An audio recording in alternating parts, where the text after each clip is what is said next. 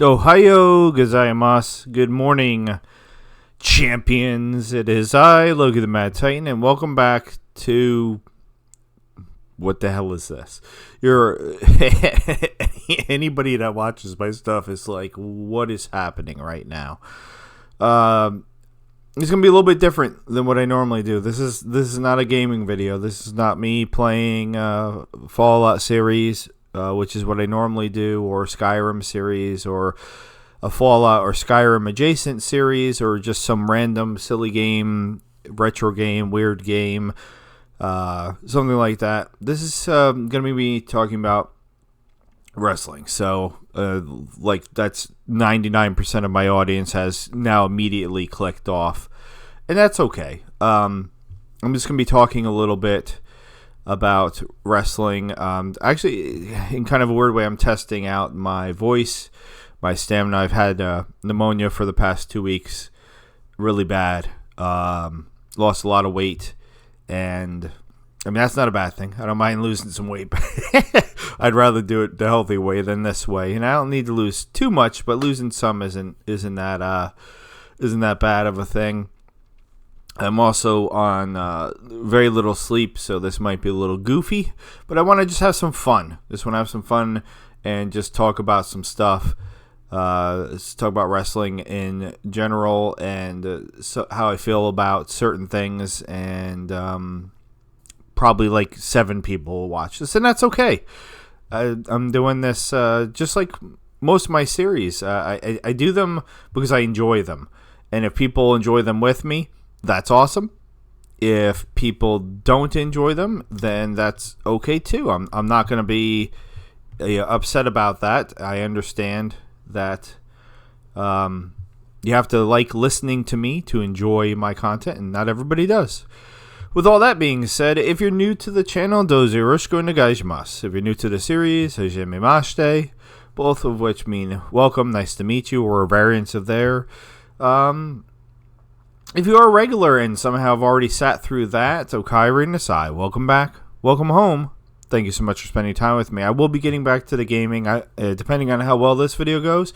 I very well might make one of my gaming episodes right after this. I currently have 5 series going, and then 2 days where I do just random retro games, a lot of Nintendo, Super Nintendo. I've done Sega Dreamcast. If there's a game you'd like to see me play, let me know, and I will play it if I can get it. I just started playing on my own for fun Divinity Original Sin 2, I think is the name. The name is the game. The name of the game. My brother and my niece play it, so I'm gonna be spending some time with them this summer. I thought it'd be fun if I played it a little bit too, so that way we had something in common to talk about. So, real quick, my series that I'm doing, probably the most popular series I'm doing right now for gaming, is a Fallout 4 series where I'm playing as Jason Voorhees from Friday the 13th, and I have overpopulated the game with zombies. I happen to notice that Spiffing Brit, like just a couple days ago, did a Fallout 4 zombie survival video. Now, I'm not the first person to do a Fallout 4 zombie survival video by any stretch of the imagination, but it is kind of interesting that Spiffing Brit did his video, which was awesome, and I highly recommend his content. Not that he needs me plugging him. Now, if he plugged me, that'd be super awesome, but I could use it. He doesn't need it.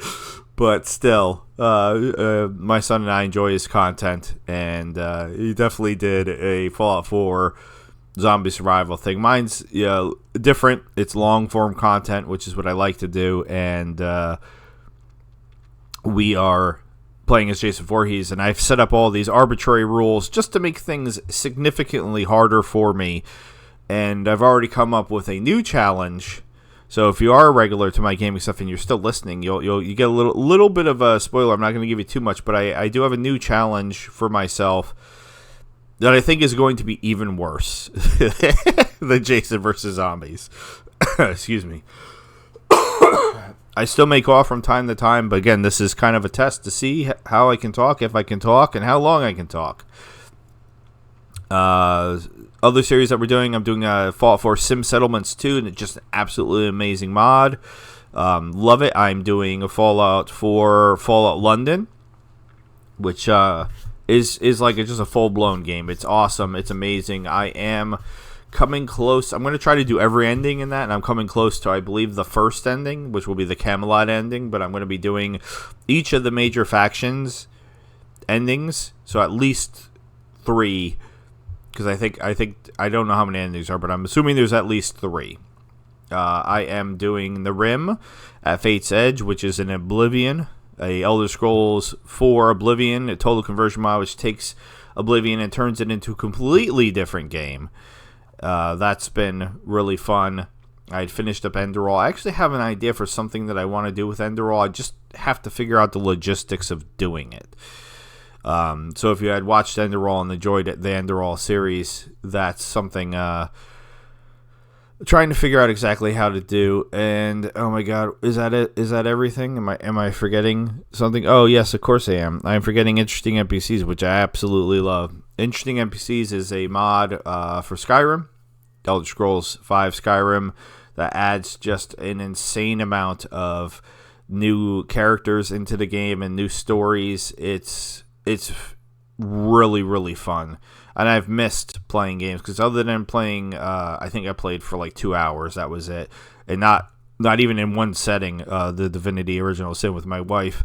Just because I've been literally almost feel like dying. And in the case of saying literally, like this, this is an actual term. I was not doing well. I was very close to having to go to the hospital, which I was trying very hard to avoid. So wrestling. Why wrestling? My brother's been sort of teasing / poking at me for quite a while to talk about wrestling. Well, why? There's a million dudes talking about wrestling. There's a million wrestlers talking about wrestling. Maven has a very interesting channel. He seems just like he's trying to be like the nicest dude in the world. I don't know if he actually is or not, because you never really know unless you know the person, and I don't know him personally, so I can't say for sure. But his channel's entertaining. Steve Richards has a really great channel where he's doing content. So those are just examples of some wrestlers that are doing YouTube content that I think is really good. And then there's tons of other just fans and things like that, like myself, that do content. So why would I do wrestling video? And that's kind of been my thought process, is as much as I love wrestling, as much as wrestling has been a part of my life since I was like 7 or 8 years old. So it's been 40 years. Oh my god, I just basically said my age. That's the first time I've said that. So hey, another one for anybody who happens to still be listening, who watches me regularly. Now you know how old I am. Old. So I trained to wrestle in late 2000 to basically to the end of 2002. I trained at ECW's House of Hardcore in New York until ECW went out of business. So I gave them my money to train, complete training. You could pay per training session, or you could pay just basically one lump sum, and then they would train you until you were ready to go. That didn't happen because ECW went out of business. Mikey Whipwreck was the head trainer at the time. His real name is John Watson. Not that's neither here nor there. But when I paid him, I had to pay his real name, not his gimmick name, his wrestling name. And he continued to train me at no additional cost after the House of Hardcore officially closed, and he moved to. I had gone with him to at least 3 or 4 different locations. Most of my training was not done by Mikey directly. That's kind of how it is at a lot of the schools. You have like the the person who's the big name person who's in charge. If you ever look into any of the wrestling schools, you notice that. And then you'll notice, there's other trainers that are listed. And a lot of times those are active wrestlers that are still maybe, they could be veterans maybe who, I don't want to say that never really made it big, but that know the basics, that know how to train somebody. Sometimes the people that are the best trainers aren't necessarily somebody who was like a big name wrestler. I know it sounds weird, but that is, if you look through the history of who's trained a lot of people, you might not even recognize some of the names. Like, I'm pretty familiar with anybody and everybody, but you might be like, who the hell is that guy who trained a bunch of big name people, type of thing. So a lot of the people that trained me were people that were students underneath Mikey, people that were already doing shows and that were also still training themselves, still refining their skills, I guess is a good way to say it. So there was people like the SATs, Joel and Jose Maximo, spent a lot of time training with them. I have a lot of funny stories that I remember about, coming in brand new and learning, meeting them and, sucking at pretty much everything in the beginning. And, learning from them and going from there. A person that I really clicked with was a wrestler named Chris Devine. He does not wrestle. You can Google him. His stuff will come up. I had a hard time getting any of his stuff. I have a couple VHS tapes of shows that he had wrestled on. But for some reason, him and I, kind of clicked. And he was actually the first person that tried to talk me out of wrestling, which you will see that a lot in wrestling. There's a lot of people that are like, not try to talk you out of it because they don't think you'll be good at it. Try to talk you out because it's hard. And I mean, I feel like that, like, duh, but it's hard in ways that you don't realize it's hard until you're actually doing it. I'm not just talking about the pain, because everything hurts. I mean, let's cut to the chase on that. Everything hurts. Running the ropes hurts. Taking bumps hurt.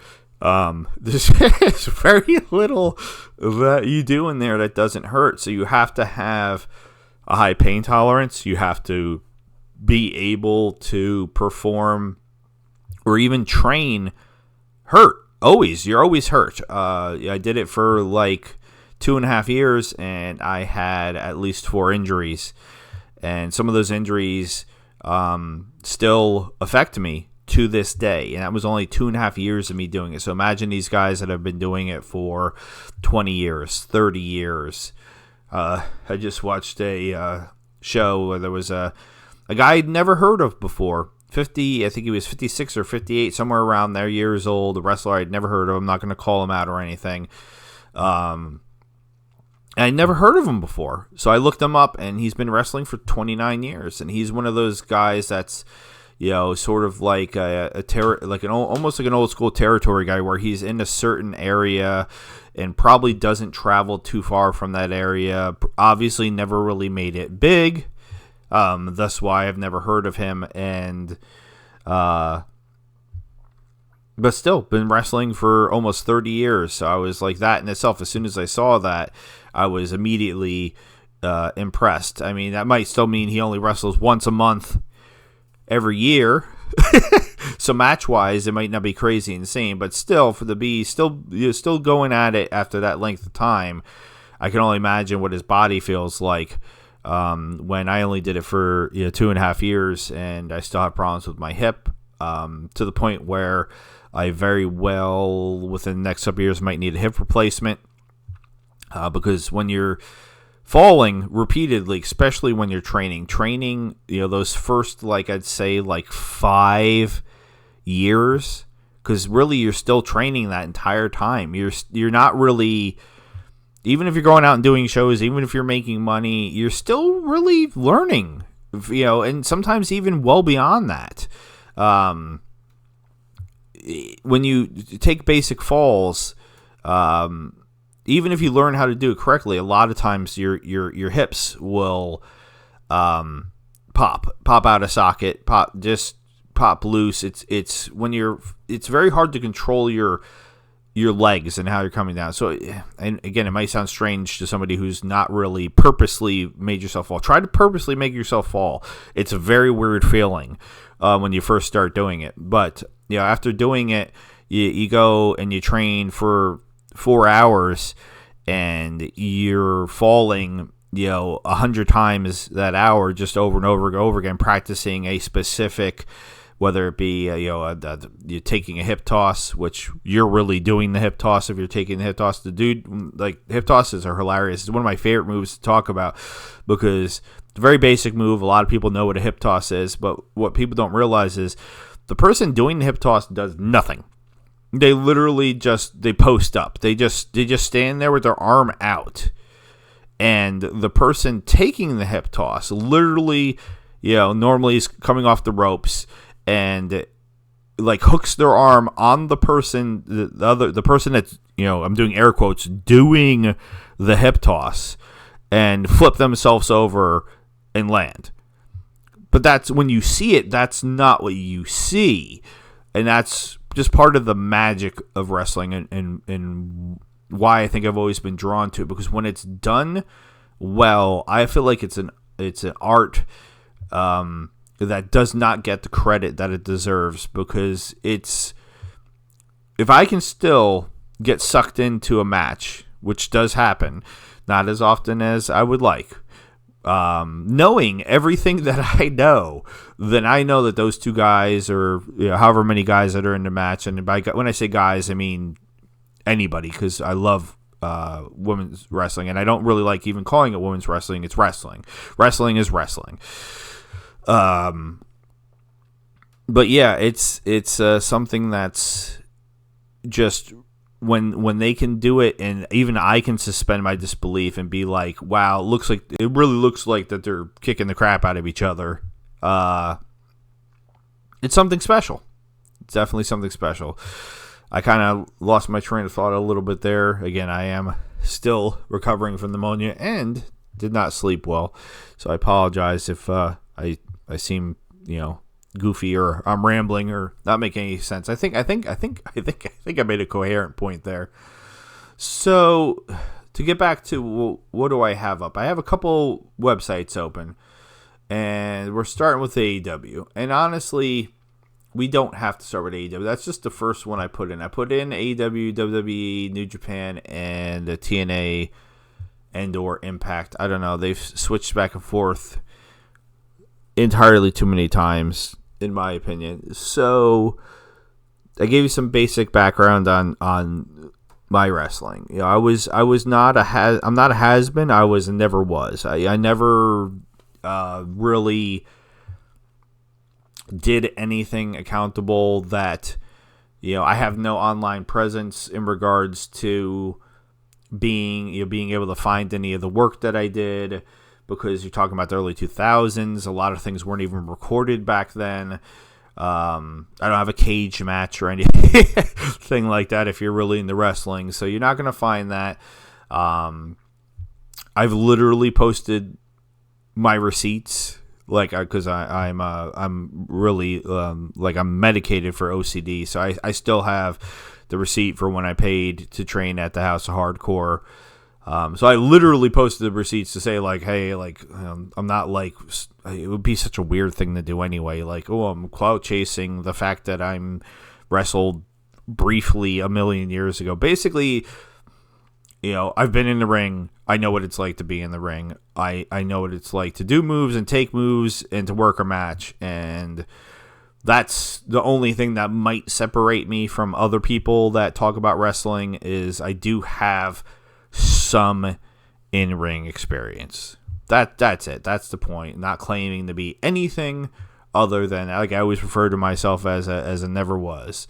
But I do understand wrestling, I think, better than most people do, because it's very hard to talk to a casual wrestling fan. because there's just so much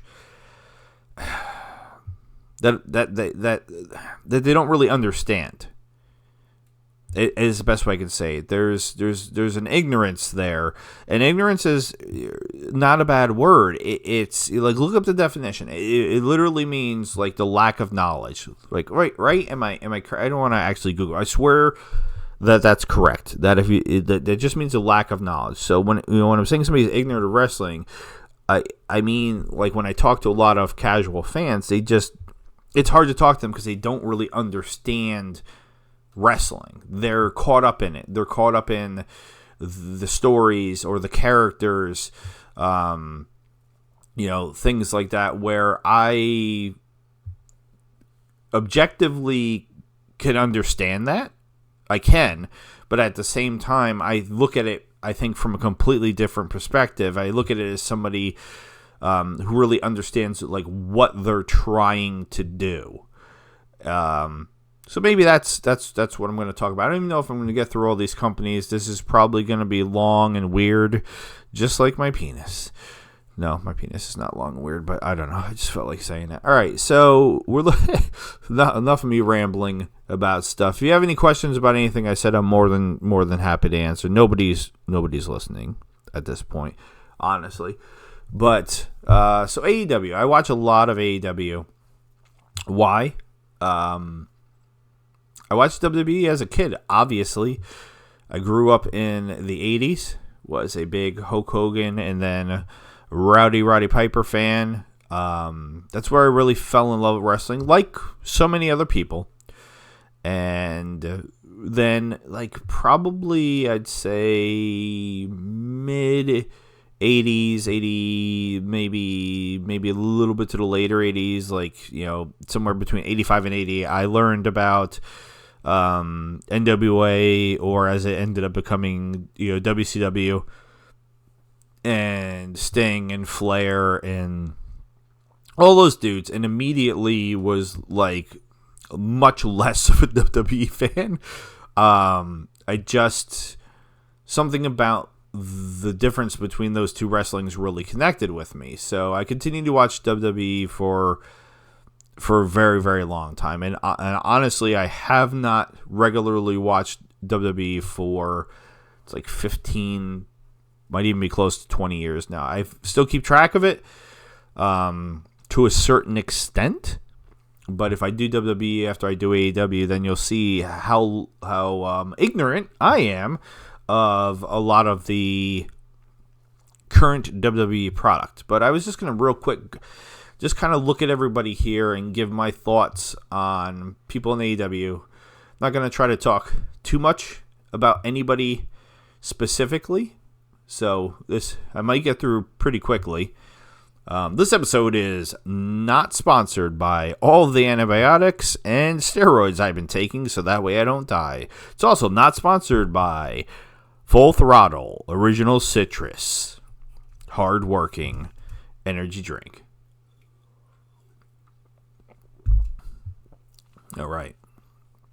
I get those like drop shipped from Amazon every month because I can't function. I don't drink coffee, but I am addicted to caffeine, so I need my energy drinks. Jon Moxley. Oh boy. Jon Moxley. I'm not calling. I will not use WWE names. I'm sorry. I knew Jon Moxley as a wrestler before he went to WWE. And I know him now as a wrestler, not in WWE. His name is Jon Moxley. I'm going to call him Jon Moxley. And when I talk about the WWE wrestlers, I very well might refer to them by their indie names or by their names in other companies. If that bothers you, I'm sorry. Kevin Steen will always be Kevin Steen to me, as an example. Kevin Owens, I know he picked the name because of his son, if I remember correctly, but I watched the dude for like 15 years or whatever before he signed with WWE as Kevin Steen. He's Kevin Steen. WWE and the name changing stuff has always really irritated me. Really irritated me in general. The bringing in people and changing them in general has always bothered me, whether it be, bringing in Cactus Jack, bang, bang, and making him become Mankind, to, bringing in, Ricky Starks and making him be Ricky Saints, you name it. It's just really annoying to me. And I get it from a business point of view. I understand what they're doing. Again, I'm not ignorant of the reason behind it. Doesn't mean that I have to like it. Jon Moxley. Oh, boy. Okay. So AEW is doing well in ratings. I'm not a big ratings nerd. I think talking about ratings in wrestling is dumb and doesn't make any sense. It makes you sound like an idiot if you're talking about, they did a 1.1 with the 18 to 35 demographic. Or like, shut up. Just shut up. It's ridiculous. And that's regardless of what company you're talking about. It's just, you don't know what you're talking about. Very, very few of the people that try to go in and start quoting that stuff know what they're talking about. And even if they do know what they're talking about, who the fuck cares? Like, seriously, just shut the fuck up and watch it, or don't watch it. If you don't like it, don't watch it. Jon Moxley is the world champion because he's a name. I can't stand the Death Riders. And I don't know if that's the heat that they want. I don't know if they... And I'll be honest, when I don't know something, I don't know. I can't tell if that's what they want. If they want me to just be sick of them. Because I don't hate them. I love Claudio Castagnoli, as a matter of fact. I want Claudio Castagnoli to be the world champion as soon as possible. As soon as possible, because the dude will have banger matches with anybody and everybody. I mean, up and down the roster, regardless of age, regardless of gender. I've seen Claudio have amazing matches forever. I mean, I watched going all the way back to Chikara. I was a huge Chikara fan. If you don't know what Chikara is, I feel sorry for you. I'm literally looking at one of the posters that I have on my wall, framed.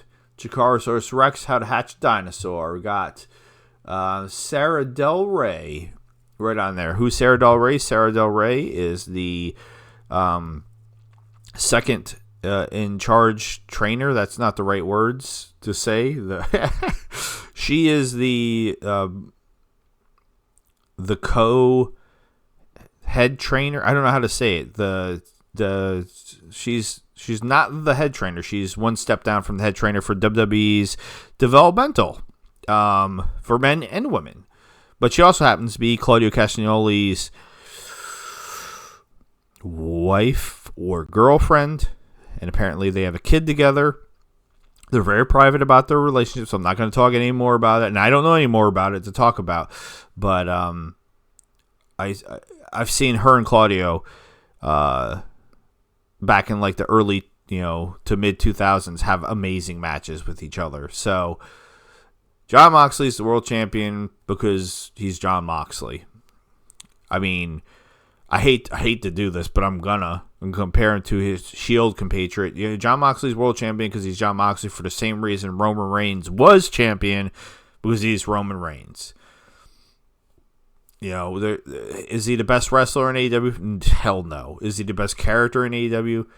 Hell no. Is his character stale? Yes. But I don't know what else to do with him. I don't know what their plans are. I think they wanted to have him lose to Darby, but Darby Allin is busy climbing Mount Everest. So, excuse me, which apparently takes 2 months. Who knew? I didn't know. I'm done talking about Jon Moxley. Toni Storm. Let's talk about somebody who's exciting. Toni Storm is she's so awesome. She is a great wrestler. She has a great character. She is the highlight of any show that she's on. Even when she's on commentary, she is the total package in regards to what you want from a professional wrestler in 2025. She is super solid in the ring, super solid with her character work. I absolutely love her. I adore her. I'm always happy to see her. Mercedes Moné, Sasha Banks. Kind of conversely, even though Mercedes is her real name, it's Sasha. Like when I talk about her, like I'm getting better at saying Mercedes, but I still, for the most part, will say Sasha because she was Sasha Banks forever. Her coming over to AEW was weird for me because wasn't a fan. She's attractive. No, that's not deniable, but I hadn't seen an insane amount of her work because, again, I mainly read about WWE. I don't watch a lot of it because, especially during the Kevin Dunn era of camera angles, I would get nauseous watching it because the dude likes to change the camera angles every 2 seconds, and it was just I don't know what I was watching. It was just like blah, blah, blah, blah. But she's really grown on me in regards to her work. I've always thought she was a pretty awesome person, even going all the way back to when she was still in WWE and she went over to train with Miko Satomura from Sendai Girls before Miko, I believe that was before Miko signed with WWE and did her work with WWE. This year will be her last year wrestling, very much like John Cena. She just had a crazy match with Minoru Suzuki. But yeah, Sasha being here, her having all the belts from different places is kind of annoying. Because I get it, or I feel like we get it. Like, she's awesome, yeah. I do enjoy doing her dance. I think it's funny. But hopefully she drops a couple of the titles soon. It feels like at this point they are building towards her and Tony having a match.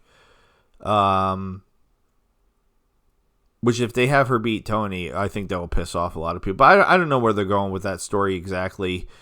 Maybe that's where they're going. But again, she needs to start losing some of those belts to somebody. Can we at least get the New Japan Strong title back to New Japan?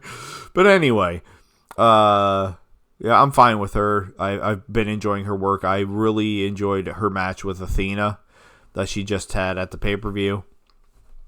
Hurt Syndicate. This is another weird one because anytime people come over for WWE, I'm always kind of wary of like what it's going to be like. And my opinion of Bobby Lashley was always that he was kind of blah. And I still feel like he is kind of blah. But I do really enjoy his wrestling.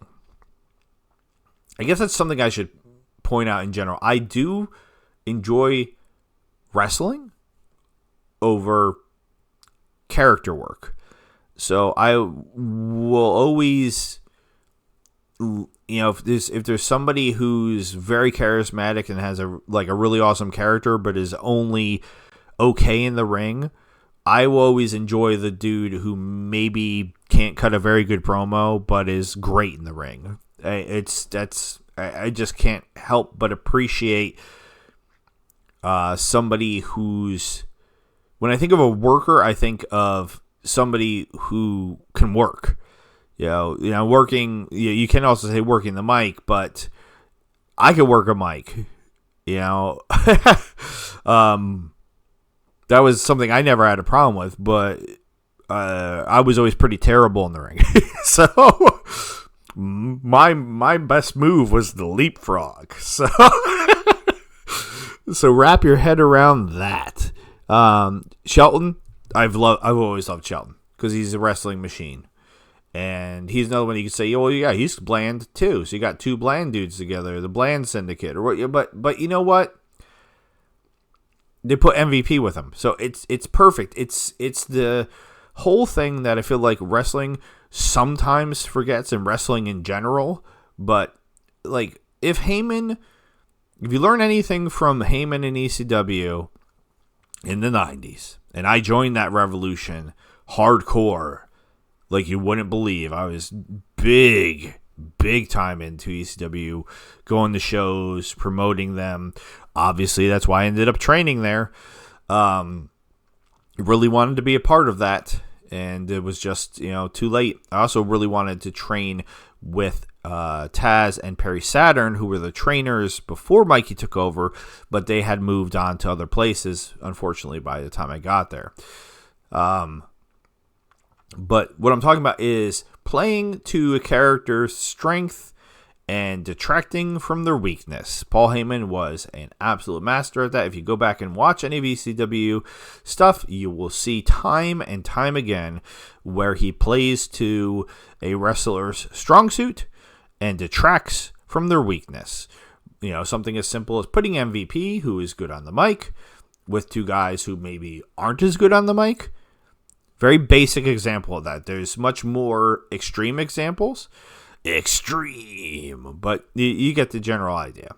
So I'm happy that they're here. I'm not necessarily happy that they're the tag champions, which I know sounds, counter to what I was just saying, but there's so many tag teams in AEW that are not. I don't know what happened, man. It was like the Young Bucks were like, this is going to be like the tag team, like the tag team titles are just as important.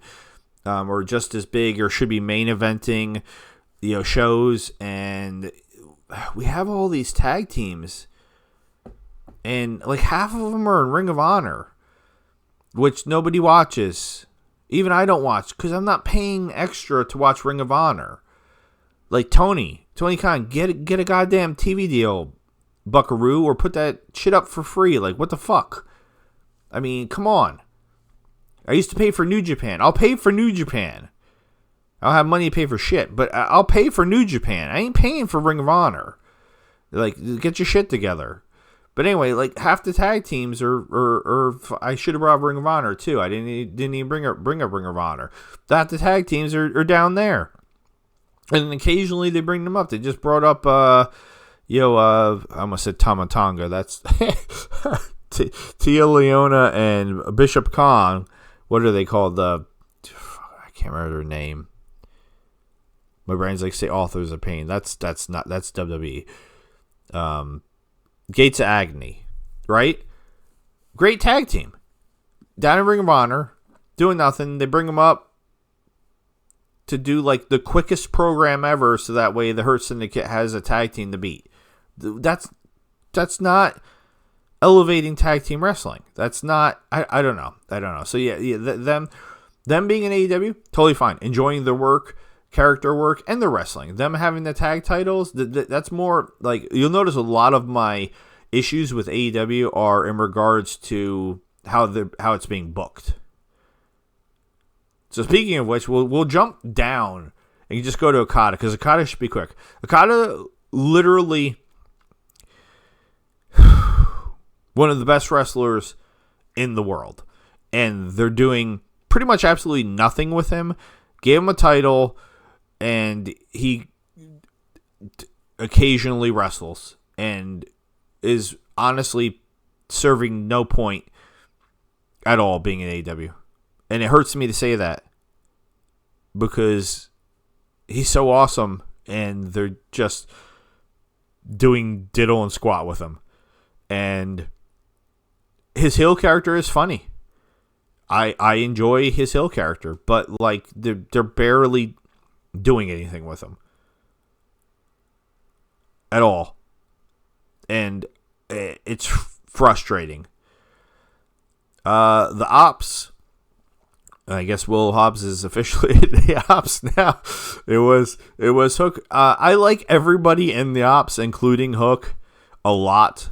Samoa Joe is probably low-key, like, in my top 10 for wrestlers. I just enjoy everything about him. I have some funny, personal stories with him. I was at an ROH show in, like, the mid-2000s in, I'm not going to say where, but he was wrestling, he was brawling in the crowd, And again, this was like right after I stopped wrestling, so I'm still in my head. I still think I'm a wrestler. So he's in the audience and he's beating up somebody. I don't remember who, and he's gonna throw him into the chairs. You know, you've seen that a million times in wrestling. And I'm standing there, and he gets in my face. And yeah, he's bigger than me. He gets in my face, and he's like, "Move!" And I just kind of like smirked at him, and he was like, "Okay." And he went and go to guy and like full force, like whipped the dude at me, like he was trying to wipe me out bad. But luckily, pretty swift on my feet, I hopped out of the way. But yeah, he was just like, "All right." Like, if you know Samoa Joe and you see like his character and stuff, that like you can just picture him kind of like shrugging, like, "Okay, if that's what you want, here it comes." Adam Cole is a weird one for me because I like Adam Cole. He seems like a good dude. I don't dislike his ring work, but he's not doing it for me. I don't know. Is him having the title better than Daniel Garcia having the title? Maybe. I almost feel like that was an equal trade, and some people might be really insulted by that. But like, I didn't watch Adam Cole in NXT, so like I only know Adam Cole in AEW. Like, again, I'm familiar with Adam Cole in NXT, but because I read about it. But I don't. It's not that I don't want to say I don't get the hype. It's just I'm just not feeling him. Kenny Omega is the god of wrestling. Coming back from the injury and then the diverticulitis, and even just a couple matches that he's had since he's been back, I really thought he was gonna have lost a lot, kind of like Ibushi did, after some of the injuries that he had. And we still haven't seen Ibushi, even though supposedly he's still under contract to AEW and wrestled a couple times over in Japan. But I guess AEW does not feel like it's worth putting him on television, even though he's under contract.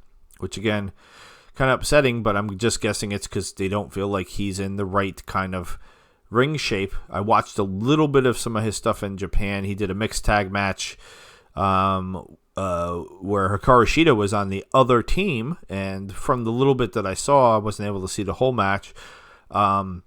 He seemed fine, but I guess like if you're thinking of Kota Ibushi, like you think of somebody on the level of like Kenny Omega or something like that, and maybe he's just not there. I don't know. I'm speculating, and that is just something I don't know. But Kenny Omega, no complaints about anything. All the belts, all the TV time. I hope he stays healthy, and I hope, obviously, they're building towards him and Okada having another match, which will be an absolute banger for sure. Okada has, jump back to Okada quick, probably the best drop kick in professional wrestling. Sorry. He has the worst tombstone pile driver in professional wrestling, and somebody in New Japan should have begged him to stop doing that because he's terrible at doing it, because the way he does it, he protects his opponent, which I'm 100% for. Protect your opponents at all time. Protect, because they're not your opponents. They're the person you're working with. Protect your coworkers at all time. But do a move so at least it looks like it hurts the person.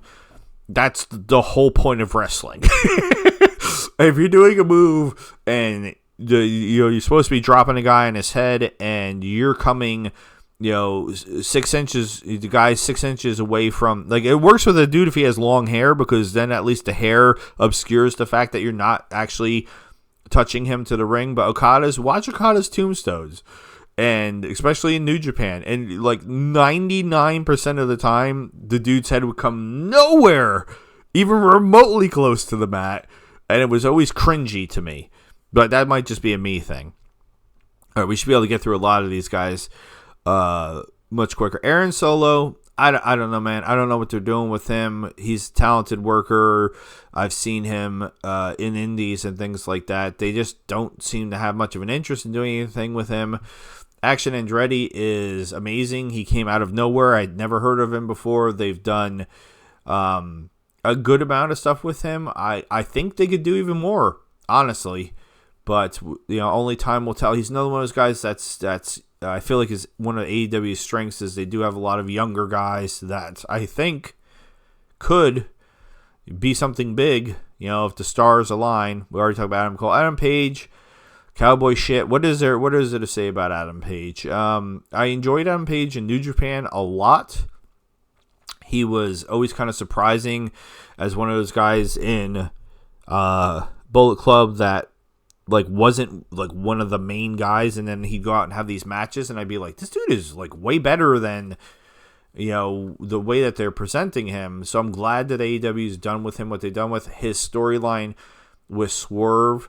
WWE fans are always like, there's no stories in AEW. And I'm like, if you don't think there's stories in AEW, you are not paying attention at all. Because I want to talk about really great long form storytelling with him and Swerve and the thing that they've been doing with them. That's storytelling. And it reminds me of New Japan. There's stories in New Japan where you could be like, well, New Japan's there's no stories, and I'm like, again, if you're saying there's no stories in New Japan, you're not paying attention, and you don't even need to speak Japanese to understand what the stories are. The announcers have always done a really good job of helping paint that picture of things that are going on, whether it be like wrestlers hitting a certain move that they only hit against a certain wrestler at a certain time or something like that. There's all these intricate, and these stories sometimes go because they have dudes that are ancient over there, 10, 20 years worth of a story that they're telling in here. It's New Japan is really good at doing that, and I feel like the Swerve Strickland, Adam Page stuff really reminds that. Alex Abrahantes, he's a manager. What am I gonna say? He did wrestle at one point, so he if you ever seen him jump onto the top rope, which we've seen once or twice, you could tell he's still kind of got some spring in him. I think it might be fun to maybe throw him in a match just for shits and giggles to see what happens. Alex Reynolds, Dark Order. Absolutely love him and John Silver. My ringtone on my phone is still a song from Chikara. Which, in Chikara, John Silver portrayed a character called Shard and tagged with another masked wrestler named Jigsaw. Yes, he wore a mask. I own the mask that Jigsaw wore in that tag team, and like I said, that's still the ringtone on my phone. So I love John Silver, love Alex Reynolds. They've been in AEW since the beginning, and I really feel like, again, they're another one of those people like Aaron Solo that I don't feel like that they've ever been used as well as they can be. And Helico is another one. We could go keep going right across the list. What are they even doing with Angelico? Angelico was literally one of the highlights of Lucha Underground shows, and he can fly, he can mat wrestle. Maybe he can't cut a promo. I don't think I've ever seen him try to cut a promo, but we just stick him down to Ring of Honor and we never see him. Angela Parker, Scott Parker from 3.0, with Matt Menard or Daddy Magic. Dude, it's 3.0. They're from Chikara. There's a lot of dudes in AEW that, to me, when I think of them, I'm like, oh, they're from Chikara. So, I watched 3.0. I watched it go from 2.0 to 3.0 in Chikara. They were always extremely entertaining.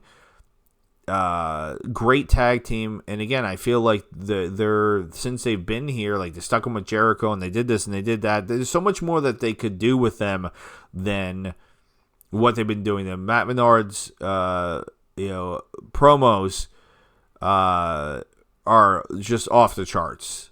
And again, they'll put them up on YouTube. They actually had the one where he was bleeding. They actually put that one on TV, but a couple of them they've only put up on YouTube, and that's it. Anthony Bowens, I feel like could be one of the guys. Could be. And I feel like a big part of that is how the feud between him and Max Caster continues. I feel like those are two guys that can elevate each other because they clearly have chemistry as a tag team, and Max Caster is clearly stronger on the mic, where I've always felt like Bowens is a little bit more technically sound, but I do enjoy them both, and I'm very interested in seeing how they continue to grow in the company. Anthony Ogogo, like, where is this dude? It says Shane Taylor Promotions, so Ring of Honor, I guess. I don't know what else to say. AR Fox is my man. Oh God, do I love AR Fox matches? Please keep putting AR Fox in matches with other people that he can just go crazy with. You just put him in there with Ricochet, put him in there with Ospreay, put him in there with Omega, put him in there with the top tier guys, and like, tell me he does not compete at their level. Tell me he doesn't. He does. Ari Daivari. I mean, I got the premier athletes in general. Like, okay, they're there. I'm sorry, Arya. I got nothing else for you. Austin Gunn and the Ass Boys, or the Bang Bang Gang. I feel like they have potential, and that's really all I have to say about them. I don't know. The taller one. It says Austin, and I don't even remember the other one's name. It's terrible. The taller one. That one. I feel like he might have, like, Austin reminds me of freaking Brian Christopher from, WWE. R.I.P. Bandito. I enjoy Bandito. But not a big fan of his finishing move. And the fact that he's the RH World Champion. I don't know. I don't know. Out of all the dudes, like I said, I don't dislike him. I don't have anything negative to say about him, other than I feel like he could use a different finishing move. But I just, I don't know. I just put him in like the same category as Adam Cole. I guess he's not really clicking with me for whatever reason. Big Bill should have. Big Bill is. Big Bill is freaking, the hell is his name? Wardlow 2.0. But what I mean by that is Wardlow was getting a natural reaction from the fans, which I like. I prefer somebody getting over naturally than being forced over. The best examples of people being forced over, in my opinion, are Brock Lesnar, which he did eventually start to click with the fans. But, and this is undeniable, so if you tell me that I'm full of it, you're full of it. He did not click with the fans for quite a while. And it was just like that thing where WWE was like, no, this is the dude. Like, accept it or not. We're just going to keep shoving them down your throat until you accept it. And that's something that WWE does. And maybe in this case they were right, because he did eventually start getting over and getting recognized for his in-ring ability. And Brock Lesnar is undeniably an amazing wrestler. Roman Reigns would be the next example. And I know Roman is popular, although I can't quite figure out why. I don't know. The character's very bland to me. His wrestling is very bland to me. Yes, I've watched, I feel like, enough Roman Reigns stuff that I'm just like, okay. I feel like he's the chosen one, so that's why he gets put in all the positions that he's in. But I wouldn't even say that I think he's like, from a actual wrestling point of view, like even in the definitely not in the top 10. Like if we ever get to WWE, I'll try to figure from there. Definitely not in the top 10 wrestling wise, and even character wise. Like, so it's just like he just is always there, but he's not the best wrestler and he's not the best character in WWE. So it's very weird to me.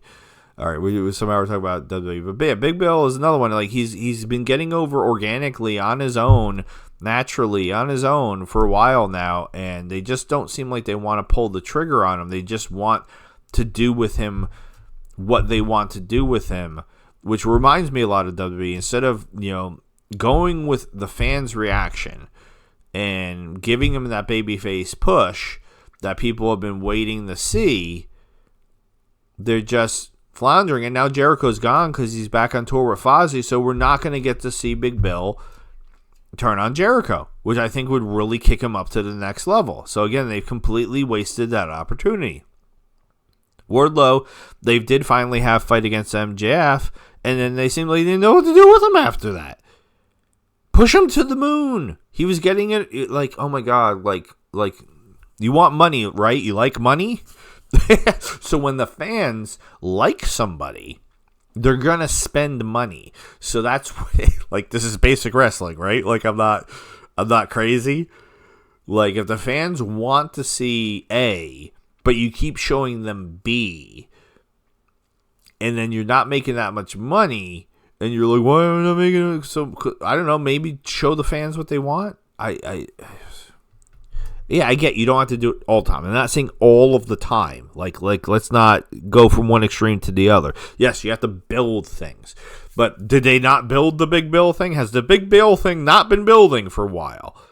It's been building for a while. And like I said, now Jericho's gone for months at least. So there's not going to be any culmination of this anytime soon. And in fact, so now it was like, it was going up and up and up and building towards something happening, and now there's just nothing's going to happen. And it's going to fizzle out and be done. Billy Gunn. It's Billy Gunn. The badass Billy Gunn. All right. What else is there to say? I loved him being with the Acclaimed. Dude can still wrestle. Amazing shape. I don't know what else to say. Bishop Khan, talk about dudes in amazing shape. I don't really see him as a singles wrestler, so in which he isn't. He's in the tag team. I think he's exactly where he should be. I just think he should be being used more. Bobby Lashley already talked about Brandon Cutler. What does it say about Brandon Cutler? Brandon Cutler is an extremely talented wrestler that I think is undercut by the fact that he's friends with the Young Bucks. He got, the only reason he's in AEW is because of the Young Bucks or whatever, but at the same time, I feel like he could have been something if he maybe had stayed on the indies and cut his teeth, because every time I see the dude wrestle, I'm always surprised, like I forget that he's good. And then I see him wrestle and I'm like, holy shit, he's good. Well, but you there's no way you would know that because they don't do anything with him. Brian Cage. I've loved Brian Cage for the longest time. Fortunately, he's injured again, and he's getting older. So I don't know. I don't know if Brian's ever gonna be more than what he's been.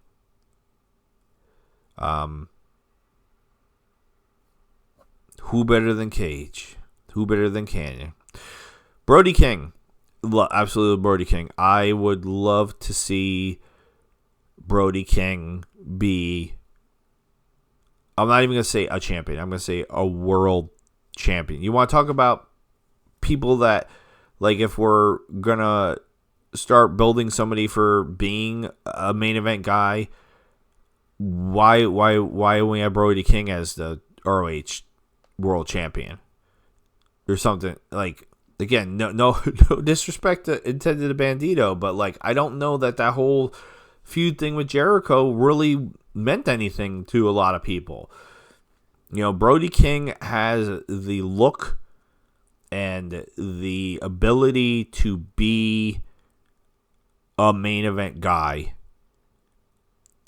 if he's given the opportunity. Darby's been saying that forever, because even though Brody absolutely destroys Darby every time they have a match, Darby knows how awesome Brody is. I don't know. Maybe if they do bring Darby back and they have him beat Moxley, then Brody can beat Darby and everybody will be surprised. And then maybe Claudio can beat Brody. I don't know. I'm fantasy booking here, but there's just certain people that I feel like could be the guys and could really elevate the company and do more, and they're not. And Brody King is one of those dudes. I feel like he should be one of the guys in AEW. Bryan Danielson, again, another god of wrestling. I've watched Bryan. I've met Bryan multiple times. I've shaken Bryan's hand. Please don't call him Daniel Bryan. Jesus Christ, I hate it when WWE fans do that. His fucking name is Bryan Danielson. The American Dragon, Bryan Danielson. Even if he goes back to WWE and uses the stupid fucking Daniel Bryan name, which I know was an homage to Shawn Michaels, because Shawn Michaels wrote that it was Michael Shawn Hickenbottom or whatever the fuck it is. I get it. It's still Bryan Danielson. Just stop. Brian Keith. Dude's grown on me. I was not familiar with Brian Keith at all till AEW brought him in. Apparently, he was pretty well respected from being in the Indies. I'm always surprised when there's dudes I don't know, because I follow so much wrestling that it was a pleasant surprise. I've been enjoying his character work as of late. I kind of feel like that they're teasing maybe a split between him and Big Bill now, which is significantly less exciting than Big Bill turning on Jericho. But at least it's something. So I'm interested in seeing where that goes. Buddy Matthews, I had made a joke when he was in WWE. Buddy Murphy in WWE, and I was not familiar with him. And it was an ignorant joke. Somebody posted about Buddy Murphy, and I was like, "What's a Buddy Murphy?" And then he comes to WWE, and I'm like, "No, this dude is." And he comes to WWE. Then he comes to AEW, and I'm like, "This dude is solid." So I apologize for my ignorance. I'm not being familiar who Buddy Murphy was or Buddy Matthews. I really enjoy him. Unfortunately, he's injured right now. And he's the man because he's also Rhea Ripley's boyfriend, husband, whatever. Bravo to him in multiple ways. Amazing body, amazing girlfriend, amazing wrestler. I wish him nothing but the best. Charlie Bravo, I got nothing. I did say bravo for Buddy Matthews, but Charlie Bravo, are these pictures clickable? No. Then why did they do that little? What is the point of that? What? Seriously, what is the point? They just get slightly bigger when you hover over them. I don't understand. Are any of them clickable? No. What the fuck is the point of that? AEW Webmaster. What can you explain what the point of this is? I don't get it. All right, Charlie Bravo. He's in the tag team infantry. I've seen him work. It's okay. Not been super impressed, but I don't think he's terrible or anything either. I don't really have much else to say. Cash Wheeler from FTR. I enjoy him more than Dax. I love those crazy dives that he does. I feel like a lot of times with FTR, they kind of they have Dax be the main talker, and they kind of I know that they're big Hart Foundation guys, so I think Dax thinks he's Bret Hart, and Cash kind of acts like Jim Neville Neidhart. But I honestly feel like I like to see Cash in more singles matches. They always do Dax in singles matches for some reason. I think I personally enjoy Cash as a wrestler more than Dax. As a tag team, they're undeniably a very good tag team. Am I going to say one of the best? One of the best. In my opinion, they're not one of the best yet. It might be controversial. They might find that really insulting. But no, I enjoy the work. I'm always down to watch an FTR match. But like when I think of best tag teams, maybe they're one of the best tag teams wrestling today. If that's the moniker that we're going for, I could see that. But like of all time, nah, they're in like the top 50. It's so mean, and I'm not trying to be mean. I swear to God, I'm not trying to be mean or controversial. But like I feel like they got some more work to do. Jericho's Jericho. Love him, hate him. I feel like he's tried to do a lot for AEW while still trying to do stuff for himself. He's been trying to, find a balance between those two things, and sometimes they teeter-totters more one way or the other. But do I think he's done, when it's all said and done, if he was done with AEW right now, do I think he's done more for AEW? AEW's done more for him? I think he's done more for AEW. Christian Cage.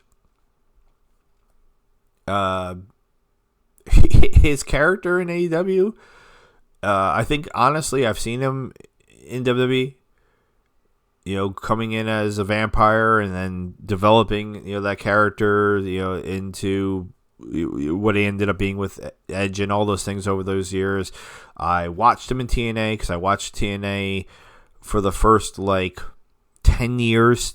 TNA was a company from, 2002 to 2012 regularly before I gave up because it just felt like we're spinning the wheels and wasn't going anywhere. But Christian, character-wise, is still top tier in my opinion. His character work at AEW has been really good. Ring-wise, I still think he's fine there as well, although he's barely wrestles, so it's kind of hard to tell sometimes. Chucky T is a Chikara guy. He was in a group called Fist with Icarus, Gran Akuma. Later versions of Fist include Travis Huckabee, Tony Deppen, and is there somebody else I'm forgetting? I feel like I'm forgetting somebody else. Oh, Johnny Gargano was also in Fist. Oops daisy. Sorry, Johnny Gargano. But I've loved Chucky T because I'm going to be soft on any of the Chikara guys because it was, Chikara was very special to me. So, love Chucky T. Kind of upset that he had to retire the way that he had to retire. I'm glad that he's working behind the scenes for the company, and I hope that he continues to do well at that and continues to be around. Claudio Castagnoli, I already talked about. I feel like he should be the guy right now, not Jon Moxley. I feel like that's the biggest difference between if I was doing the booking for AEW, things would be way different. But if I was involved in the booking process and the Death Riders had to be a thing, Claudio would be the guy. And John would be I would flip the positions in the group. Yeah, John can talk better. Fine. Let him do all the barking. Let Claudio do his talking in the ring. I don't know. I just feel like Claudio has been an absolute wrestling machine for 20 plus years now. He deserves his flowers and more, and he's not getting it, and it's kind of pissing me off. I don't care where he needs to go to get it. He deserves it. Colt Cabana. Boom, boom. I have so many great stories about meeting and talking to Colt Cabana. Really awesome dude. I feel like extremely underrated wrestler. Like a lot of people act like he sucks, and I guess that's because he does predominantly a comedy style. But if you really don't think Colt Cabana is a good wrestler, I would suggest seeking out some of his non-comedy wrestling stuff and take a look at that and see if you still feel the same way. If you still feel the same way, you still feel the same way. Colton Gunn, kind of already talked about him. Couldn't remember his name. Sorry, Colton. I feel like he's got a good look. He's not terrible. I think he still has some room to grow as a wrestler, but I see a lot of potential in him. Cope. Oh, my God, with the Cope. Cope, sure, we'll call him Cope because that's what he wanted to be called. No, I'm going to call him Edge. Sorry. Yeah, this is the reverse situation. I'm going to call him Edge. And it looks like we're only doing AEW today because, oh, my God, I'm taking forever. Edge, I mean, what can you say? He's trying. I don't understand his haircut. Some of the him and Moxley stuff was damn near terrible. I don't know. I don't know. I just want whatever they're going to end up doing with him and Christian. Can we just get to that and just do it, and go on from there? I don't know. Danhausen, like seriously, what the fuck is this guy even under contract? Danhausen's one of the biggest mysteries in AEW. He's a very entertaining character. I mean the through the rumors and whispers in the dark. Basically, what I got was like he wants to wrestle, and Tony wants to use him as a character. So that's why like nothing's being happening then. But why is he still in there?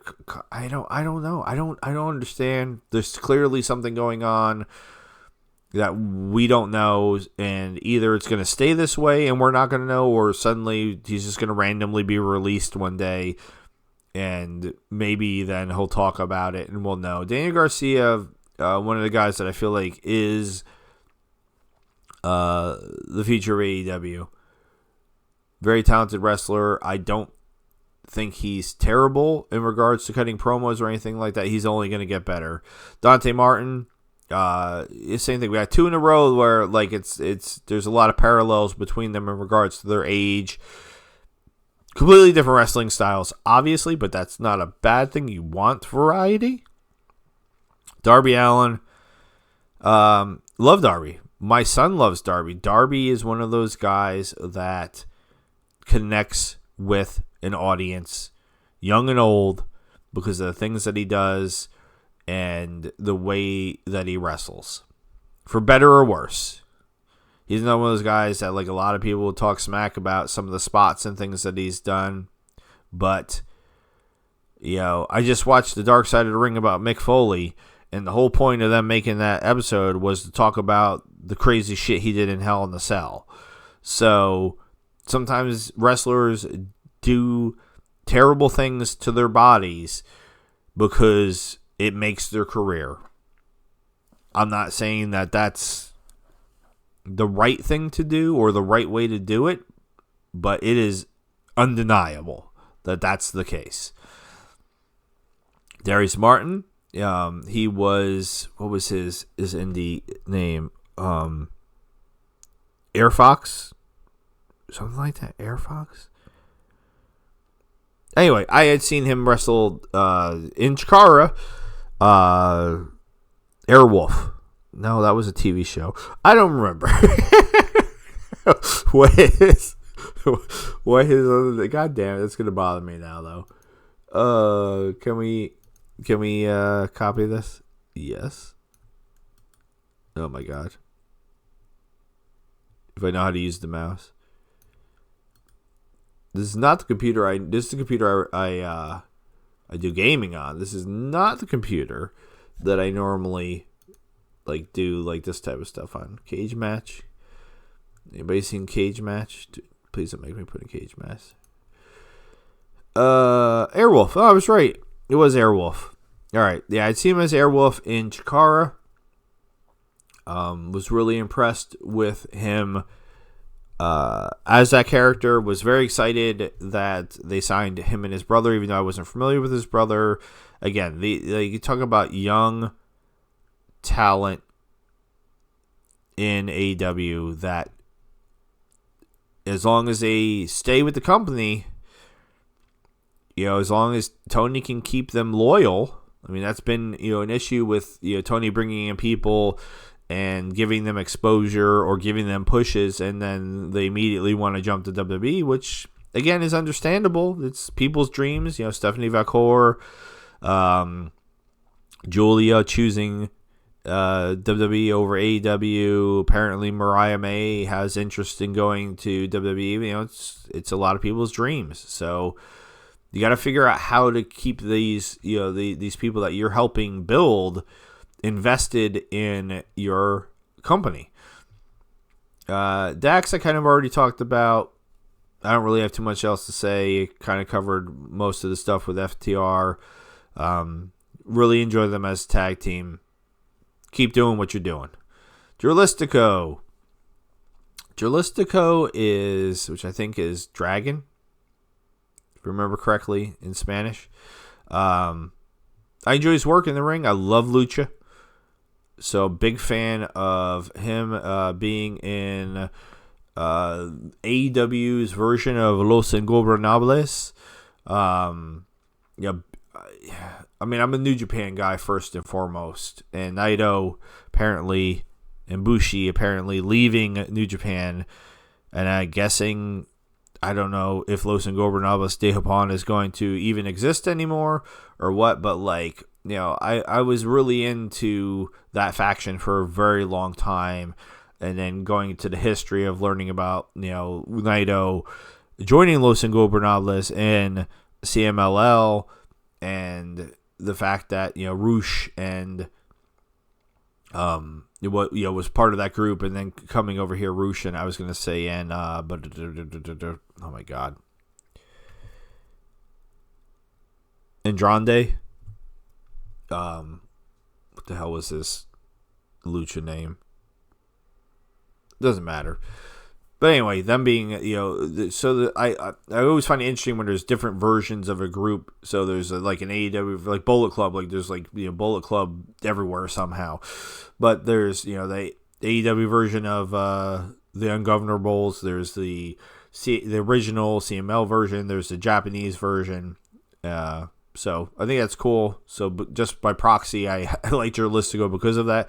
Dustin Rhodes, this motherfucker, I swear to God, wrestles so well considering how old he is. And if Tony does not give him, talk about world titles, can we not put the ROH world title on him at fucking least? Please, dear God, before this dude retires, can we give him a world title? I'd honestly prefer it be an AEW world title. They played with the idea of putting it on fucking Edge. If they put it on fucking Edge, then have Edge lose it to Dustin Rhodes. I don't give a shit. People don't like it or not. He could hold the belt for a couple months and then drop it to somebody else. But Jesus Christ, before the dude retires, he's an awesome guy, awesome wrestler, deserves more than he's gotten. Dutch is in a tag team that I really enjoy. The Righteous. The snapping, the tongue wiggling, I enjoy all of it. It was on TV for like a minute, and then it's gone, and they're back down to ROH. Can we get those motherfuckers back on TV, please? Eddie Kingston, that's my dude, man. That is my dude. Oh my God. Eddie Kingston, man. This might be shocking, because he's a Chikara guy. So I've been watching Eddie Kingston forever. And he is, bar none, one of the best wrestlers at getting you to emotionally invest in his matches. His selling, his ring psychology is fucking top tier, S level. And if you don't agree with me, then you really don't understand wrestling. I'm not saying he's the best wrestler in the world. I'm not saying he cuts the best promos in the world, but he does cut some pretty fucking awesome promos. But if you don't understand what he's doing in the ring, if you don't see what's happening in there, then you don't understand wrestling. You don't. Hey, turn in your wrestling fan card. You don't understand wrestling if you don't see what Eddie's doing. I mean, and that's it. He's another one. We got two in this row that need world titles because they need to be recognized for what they've done with Dustin Rhodes and what they done with Eddie Kingston and will continue to do, because who knows how much longer Dustin's going to go. But I can't wait for Eddie's music to hit when he comes back. I'm going to pop like I'm 10 years old. I will jump up out of the seat and scream. Evil Uno. Evil Uno is awesome. I prefer him with his tag team partner, Stupefied or Player Dose or Stu Grayson, whichever name he's going by this particular moment in time. Oh my God, Super Smash Brothers. Amazing tag team. Uno, not with them, is good, but it's not the same to me. Griff Garrison, I don't know, man. Mr. Vanilla, I don't have much to say about him. I mean, he was fine when he was tagging with Brian Pillman Jr. and coming out with Julie Hart as a cheerleader with her little booty hanging out. But since then, I don't know, man. He's been down to Ring of Honor. I don't know what he's doing. He's another one. Like, I don't know why he's on the AEW roster page, because I can't remember the last time he was actually in AEW. Hologram, Hologram is weird to me, right? Because I feel like out of nowhere, AEW was like, "Yo, we need to make our own luchador," which is just like, you have so many luchadors. Why all of a sudden were you like, we're gonna sign a luchador? Because he's Aries or Ares? I don't know. I forgot who he is. But anyway, he was a dude from, I can't even remember. I think he was from AAA. I can't remember if it was AAA or CML. But anyway, like they signed him and they're like, listen, we're gonna make you this hologram character, and like you're gonna come out to like this little light show thing, but you're just gonna wrestle and be an awesome luchador. And I'm like, okay. I mean, but we already like have other awesome luchadors like Commander and Beast Mortos, and I don't know. It's weird. Hook. I mean, oh my God, I'm a Taz mark big time, so I can't say anything. I can't say anything negative about Hook. I have some great Taz stories too. I've met Taz multiple times, and he's very awesome. He is, at least from my experiences meeting him, completely the opposite as the way that he presents himself. Because I met him when he was like in the prime of ECW World Champion. That was the first time I met him, where he's like cutting the promos where he's like, I'm a miserable bastard, I'm always like this, I'm angry and I meet him and it's like smiles and hugs and pats on the back, and it was It was like one of those things. And then I met Tommy Dreamer the same day for the first time. The first time I met Taz, I met Tommy Dreamer, and in his defense, Tommy Dreamer was injured, and he you could tell he was not feeling well because of the injury, so he was not enjoying himself that day at all. Whereas Taz was more than compensating for Tommy's dourness. But Hook, young guy, I enjoy watching him wrestle because he reminds me of his dad, even though he doesn't look anything like his dad. I think he has a lot of potential as he continues to wrestle. Isaiah Cassidy, kind of another one, man, in that same group, in my opinion, as Top Flight. Younger guy, very talented. as he continues to grow and they figure out like how they want to use him and things like that, I think could really be something, depending on, again, if the stars align. Jack Perry, Jungle Boy. My son absolutely positively loved him as Jungle Boy. Coming out with Luchasaurus. Turning him was inevitable. But at the same time, I feel like it was one of those things that kind of... they don't have a lot of guys that connect with kids. My son watches AEW a lot, and like Jungle Boy and Darby Allin are like the only two that he really connected with, and now Will Ospreay to a lesser extent. So I know they're not pandering towards a younger audience specifically, but I'm not saying Jack had to be one of those guys, but I don't know that since they've turned him and done what they've done with him, that it's been particularly beneficial to him or to the company.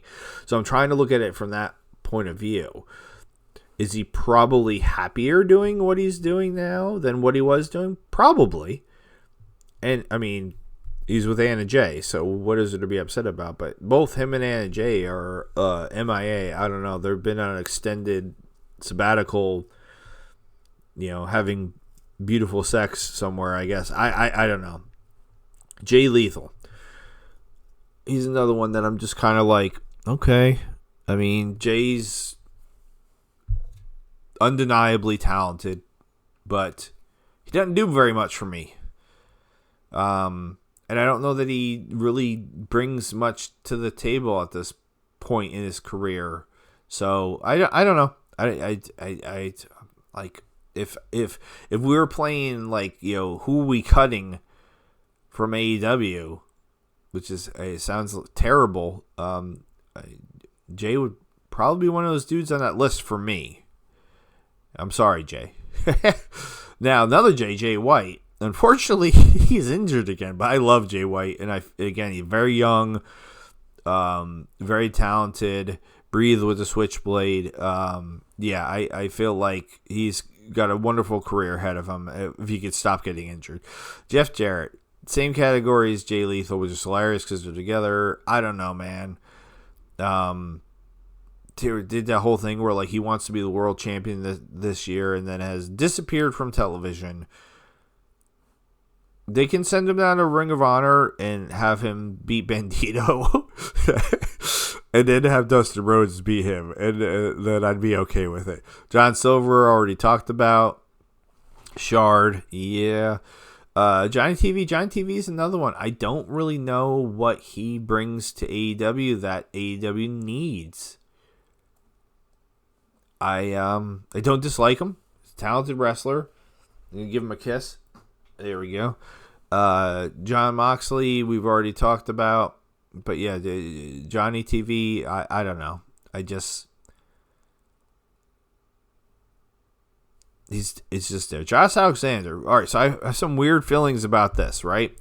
So I'm familiar with Josh Alexander from TNA.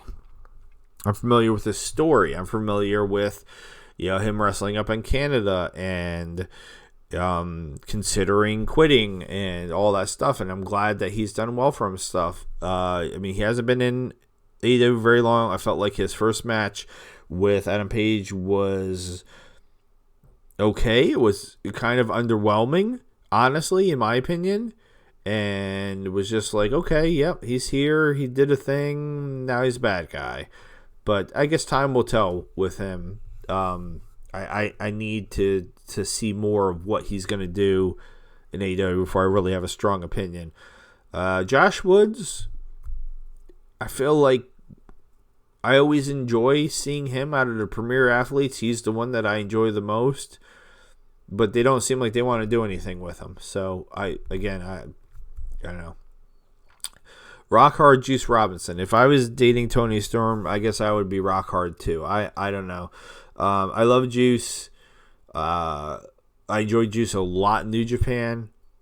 I feel like Juice's biggest problem is finding out who Juice is.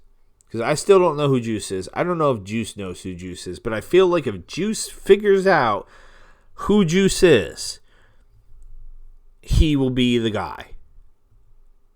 I know it sounds really crazy. I feel like he could be the guy. He could be the face of the company if he can just dial in and just finally, obviously, stop getting injured. That would help. But I mean, you don't have any control of it. I say that when I say that, I'm joking because there's nothing you can do about injuries. There's nothing. The rest of 2.5 years, I had 4 injuries, and I wrestled through them as best as I could. But injuries are inevitable. Shibata is one of the guys that I see negative things about Shibata online sometimes, and I'm just like, I mean, you see negative things about anything online, but I'm just like, what is happening? How are we saying negative things about Shibata? I mean, I watched that match with Okada where he headbutted Okada and made his own brain bleed. So, maybe not the smartest thing in the world to do. But up until that point, that match was one of the best wrestling matches I'd ever seen in my life. And I really believed that Shibata, which is funny because they're right next to each other on the list, had a chance to win the world title there from Okada. And it didn't happen. Maybe it wasn't going to happen. Never know. A lot of people probably say there was no chance that he was going to win from Okada at that point. But it felt like it. But New Japan's really good at doing that, making you feel like something's going to happen, helping you suspend your disbelief. And that's why New Japan is so good, in my opinion. Maybe not as much now as it has been in the past, but I still think really solid. Okada, we've already talked about. Keith Lee, he's another one. I don't know what's up with his health. I've always enjoyed him in the ring, but I mean, if he's not well, then I don't know. We got to figure something else out, man. I'm sorry. It's fortunately, he has some health issues, and I wish him nothing but the best, and I hope that he can get past them. But in the meantime, I don't even know what's going on with him. Mega, we already talked about. Kevin Knight, new sign, young guy, extremely talented. Wrestled a lot with Kushida, who's absolutely amazing junior, so nothing but a bright future for him. Killswitch just had pneumonia, like me. And he's I mean, didn't just have, but he had pneumonia really bad. Apparently to the point where either damaged his lungs or almost damaged his lungs. Pneumonia will do that. My lungs, specifically my left lung, is damaged. So I feel his pain, and I'm not, an athlete like he is and in the shape that he's in. So hopefully he can at least get back, as I'm thinking about it's making me cough, get back to having a happy and healthy life. And that's all I really wish for him. If he ever comes back to wrestle, that's awesome too. I really hope that he goes back to just being Luchasaurus or something else like that. Because again, my son really enjoyed him as that character. Kip Sabian. I love Kip Sabian. I feel like, dear God, I mean, he did that whole box on his head thing for a while where he was talking about not being used and stuff. And still, it just feels like they don't know what to do with the guy. They just stick him with Christian Cage, and he's not doing anything. He's a good-looking guy, great wrestler. I think he's fine on the mic from what I remember, but it's been so long since I've even heard him do a promo. I can't say for sure. Do something with the guy, goddammit. Between Commander and Beast Mortos, I don't know who I feel worse for. I feel like they signed both of these dudes just to constantly job them out. Didn't they used to list the win-losses? Why is that not a thing anymore? We took win-losses off because Commanders' losses are just insane. For as talented as this dude is, he should not be losing as often as they make him lose. Konosuke Takeshita, my man. Oh my God. I didn't know. He was another one that, like, he came out of, like, nowhere for me. Like, he was wrestling over in DDT, which I'm familiar with.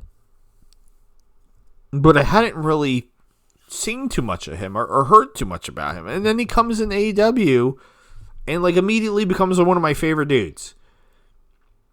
Just, I'll watch him wrestle any day of the week. Honestly.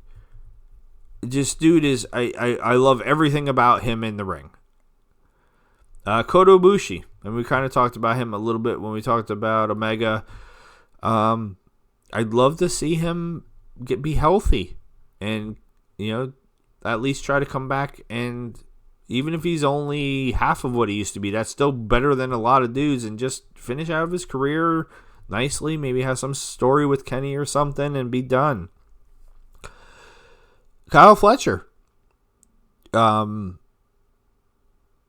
of funny how things worked out for him. It's his partner getting injured really allowed him an opportunity to showcase himself. He ran with it. He's young. He's strong. He's in amazing shape. He's dating Sky Blue. So I feel like the sky is the limit. The Sky Blue is the limit for him. Kyle O'Reilly. I enjoy Kyle. I feel like he's more of a tag team dude than anything else. So he's kind of an awkward thing because he's in the group. Now they're calling it the Paragon with Roddy and Adam. And I feel like Adam's a singles guy and Roddy's a singles guy and Kyle's a tag team guy who's just hanging out with them to be in tag team matches with them occasionally. And he's in the Paragon, and then sometimes he's in the Conglomeration, which I don't even know if is a thing anymore. Lance Archer. Lance Archer is kind of one of those dudes where like Dustin Rhodes, where he's an older guy. I feel like he wrestles better than he should for his age. Big guy. I feel like him and Cage really could have done well if Cage didn't get hurt, and now he's stuck in this situation again where they put him in a tag team, the Murder Machines, with Cage, and it was like I was kind of digging it and hoping things went somewhere, and now he's kind of floating around. And it's not Cage's fault. It's not his fault. It's what happens. Lee Johnson. I mean, other than he's married to Julia Hart, I've seen some good matches of his. I've seen him have a really great match with Kyle Fletcher in ROH. Younger guy, so there's potential there. Lee Moriarty. I love Lee Moriarty. Lee Moriarty should be on TV every week, and he's not, and don't really understand why. I don't get it. And when they had him on TV, half the time they didn't even talk about him being the pure champion. Wheeler Yuta was the pure champion, and every time he came out, he had the pure title with him, and they talked about him being the pure champion. Lee Moriarty is on AEW television. No belt, no mention of that he's a champion. Most of the time. I'm not going to say all the time, but it's something I noticed and something that pisses me off because I'm like, why are you not... You own both companies. Why are you not constantly elevating Ring of Honor by reminding people at least that it exists? But they don't. Leo Rush, I feel like has finally found his groove. I've always really enjoyed him as a wrestler. He's had some mental health issues, some mental health struggles and things like that, which I completely and totally can understand and relate to. he found, like I said, it feels like he found his groove specifically when it was over in New Japan, and it feels like it's maybe things have kind of settled down for him, and that's awesome because I feel like there's a lot of potential for him to do a lot of things if he can stay where he is now. I don't know how else to say that. Mentally, whatever's going on with him, he seems like he's in a better place than he has been in the past, and it's reflecting in his wrestling and which is only going to help his career. Luther's Luther. What am I what am I going to say? He's going to be remembered more for being Tony Storm's butler than for anything he ever did in the ring. That's mean, and I don't really mean it to be mean, but it's the truth. My brother literally just kind of said that to me. He said I was bullying him about something, and I said, I'm bullying you because I'm telling you the truth. Like, I'm not trying to hurt your feelings or be mean, but like sometimes the truth hurts. Mark Briscoe. Oh God, I don't even want to say that, but I'll say it anyway. I feel like, talk about AEW not capitalizing is not the word I want to use, but responding to a situation correctly or in a way that makes the most sense is Mark always gets an amazing reaction from the fans. Now, why does he get that reaction? Well, I mean, there's multiple reasons why. And one of the reasons being is, the people like seeing him because people miss Jay. And I feel like they should have pushed him to the moon after Jay passed. That might be a controversial take, but I feel like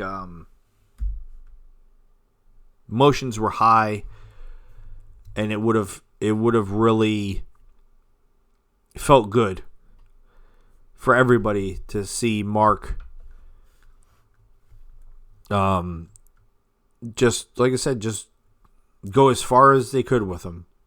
I'm talking about even strap him up world title. Like why not?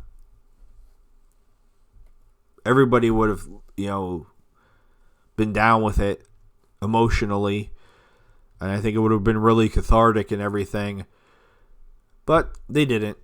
And now he still gets a really great reaction when he comes out. And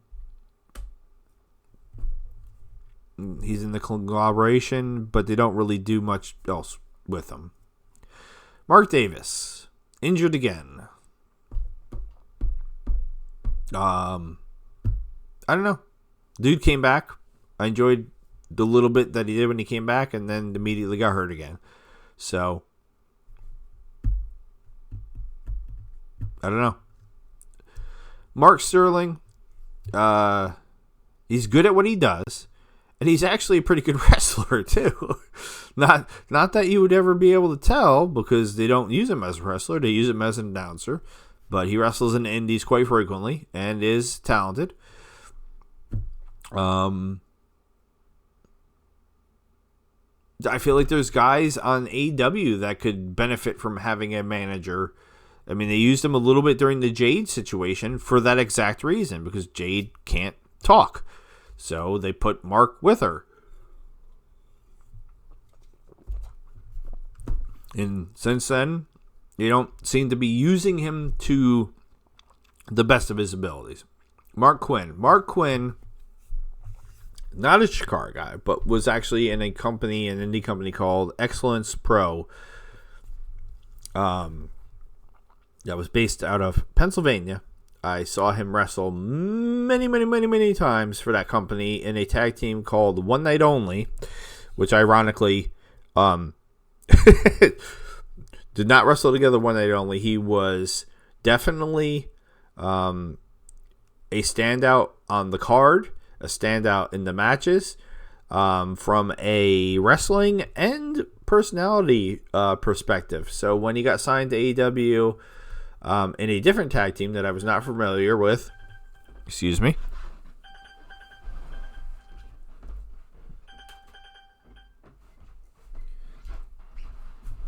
If you know me for my gaming stuff, I set alarms to tell me when I've gone too long, and that was my alarm telling me I've gone too long.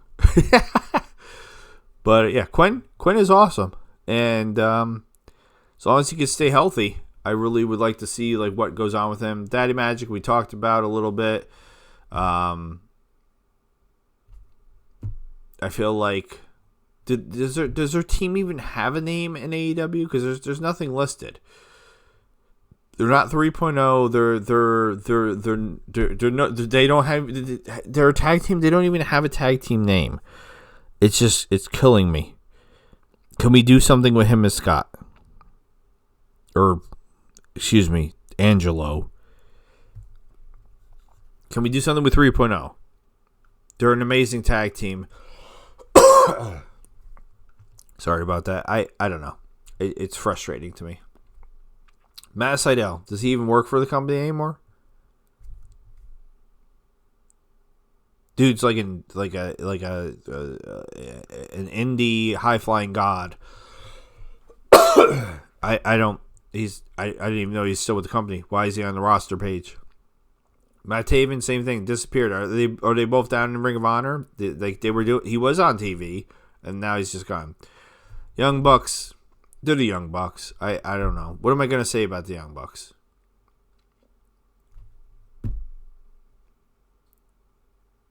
They're very good at their character work because even though I know they're doing characters, I still kind of hate them. So bravo for making me suspend disbelief. Max Caster, I absolutely adore. As a wrestler, as a character, I hope they figure out what to do with him more than what they're doing with him now. Because I feel like he could really be something if they put together the right story for him. Nakazawa, I know Nakazawa from Chikara, and he used to do this gimmick where he would oil himself up so that way other wrestlers couldn't grab onto him. It was very entertaining. But, I mean, ultimately, he's going to be known as Kenny Omega's friend? I don't know. Mike Bailey. Oh boy, am I excited for Mike to be here. I've been waiting and waiting and waiting and waiting for Mike to start getting the recognition that he deserves as an amazing wrestler, and I feel like it's finally starting to happen. Thank God. Mike Bennett, same thing as Taven. I mean, they're a tag team, obviously. I guess they're back down in ROH. I mean, they do this. AEW does this constantly, where they have dudes around and they just disappear. They don't explain why. They don't say anything, and then they just come back, and we're like, okay, they're back. MJF is, and this is probably going to be one of the most controversial. Nobody's listening to this anymore. But MJF for me is one of the. This might be the most controversial thing that I say on this is I feel like he is supremely, extraordinarily overrated. All right. Let me try to justify what I just said. He tries so hard to do what he does that it always comes off to me as very, very fake and disingenuous. Meaning, when he's trying to be, the devil or the scumbag or anything, it feels like he's acting. Yeah, you ever watch a movie and there's an actor in the movie and the actor's not very good and the actor feels like they're acting? Like, it doesn't feel like the character. Like when Eddie Kingston cuts a promo, it feels like Eddie Kingston. Like it feels like he's talking to you for real. It doesn't feel like it's Eddie Kingston doing Eddie Kingston. it's not John Smith, the actor portraying Eddie Kingston, doing a promo as Eddie Kingston. MJF's promos constantly feel like he's trying to be a bad guy and failing. And sometimes I feel like that is what they're trying to do, that he's so insecure about himself that he's built up this scumbag character that he hides behind because he really does want love and affection. And if that's what he's trying to do, and the rest of the character work is just a amplification of that's what he's doing, then maybe I'll give him more credit for what he's doing. But ultimately, when he's just trying to be heel, to me it just feels like somebody trying to be a bad guy, like somebody just trying way too hard to make somebody believe that there's something they're not. When he tagged with Adam Cole and was goofy and was having a good time and was actually,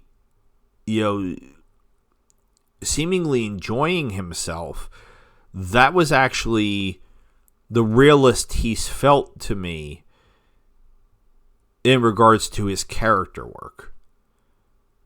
So it's like he's one of those dudes where, like, when his music hits and he comes out, and I'm just like, I don't even want to listen to him talk, because for me it feels very fake almost every time.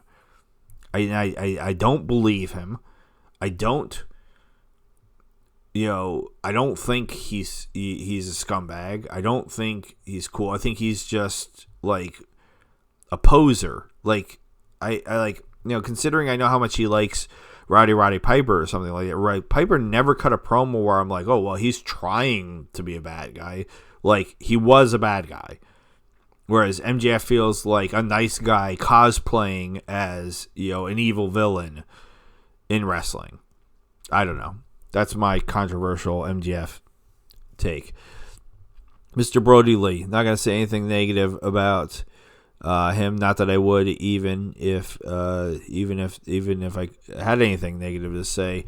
Brody was another guy that I saw in Chikara, basically doing like a kind of like a long haul truck driver kind of gimmick. Very entertaining wrestler, very solid in the ring. He will always be missed.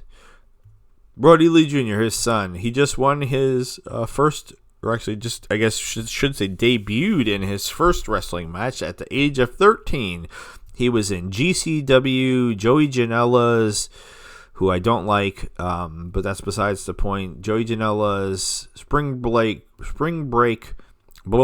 clusterfuck battle royal, where I believe the last person that was eliminated was Joey Janela. So I guess he's trying to make me like him.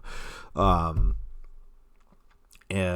yeah, that was so -1 has wrestled his first match, even though it was a battle royal. My first match was a battle royal, so it's very common. MVP, good manager, a solid wrestler. I enjoy his work. I don't really have much else to say. Nick Jackson, same thing as Matt Jackson. What can be said about the Young Bucks, really? Is this dude still under contract? Nick Comoroto? When he had the beard and stuff, he has an amazing look. He has, especially when he had the beard. He had a Bruiser Brody, but even more muscular, intimidating look. They don't seem to know what to do with him. He's not the best wrestler from what I remember, but honestly, I haven't seen enough of him to say that. Nick Wayne, another one of those guys in that same category of a lot of potential, already a very good wrestler. Sky's the limit. Orange Cassidy. Ooh, talk about controversial things. Orange Cassidy, legit one of my favorite dudes. Surprise, surprise. Yeah, I like another Chikara guy. Except Orange Cassidy never wrestled in Chikara. Fire Ant wrestled in Chikara, which was Orange Cassidy's main character. So when people talk about Orange Cassidy, you go back and look at the amount of work that he did as Fire Ant compared to the amount of work that he did as Orange Cassidy. Orange Cassidy was like a side project. I saw Orange Cassidy as a dark match in ROH in like 2005. That's the first time I saw Orange Cassidy, and he really didn't have a gimmick at all. It was just a dude called Orange Cassidy who wrestled, a match. Didn't have the Orange Cassidy gimmick that he has now. And then for the next however 15 years watched him as Fire Ant, and then he was still occasionally doing the Orange Cassidy stuff on the side in other indies outside of Chikara, and then actually out of nowhere kind of just blew up with the Orange Cassidy character, and then got signed to AEW as Orange Cassidy. My cat that passed away 2 years ago was named Cassidy, and he was an orange and white cat and was named after Orange Cassidy. And I also called him Fire Cat, named after Fire Ant, because Orange Cassidy and/or Fire Ant, whichever way you want to look at it, is an amazing wrestler. Regardless of you liking or disliking the gimmick work that he does as Orange Cassidy, his wrestling ability cannot be denied. And if you really have a problem with his Orange Cassidy stuff, go back and watch pretty much anything he did as Fire Ant, because it's still a gimmick.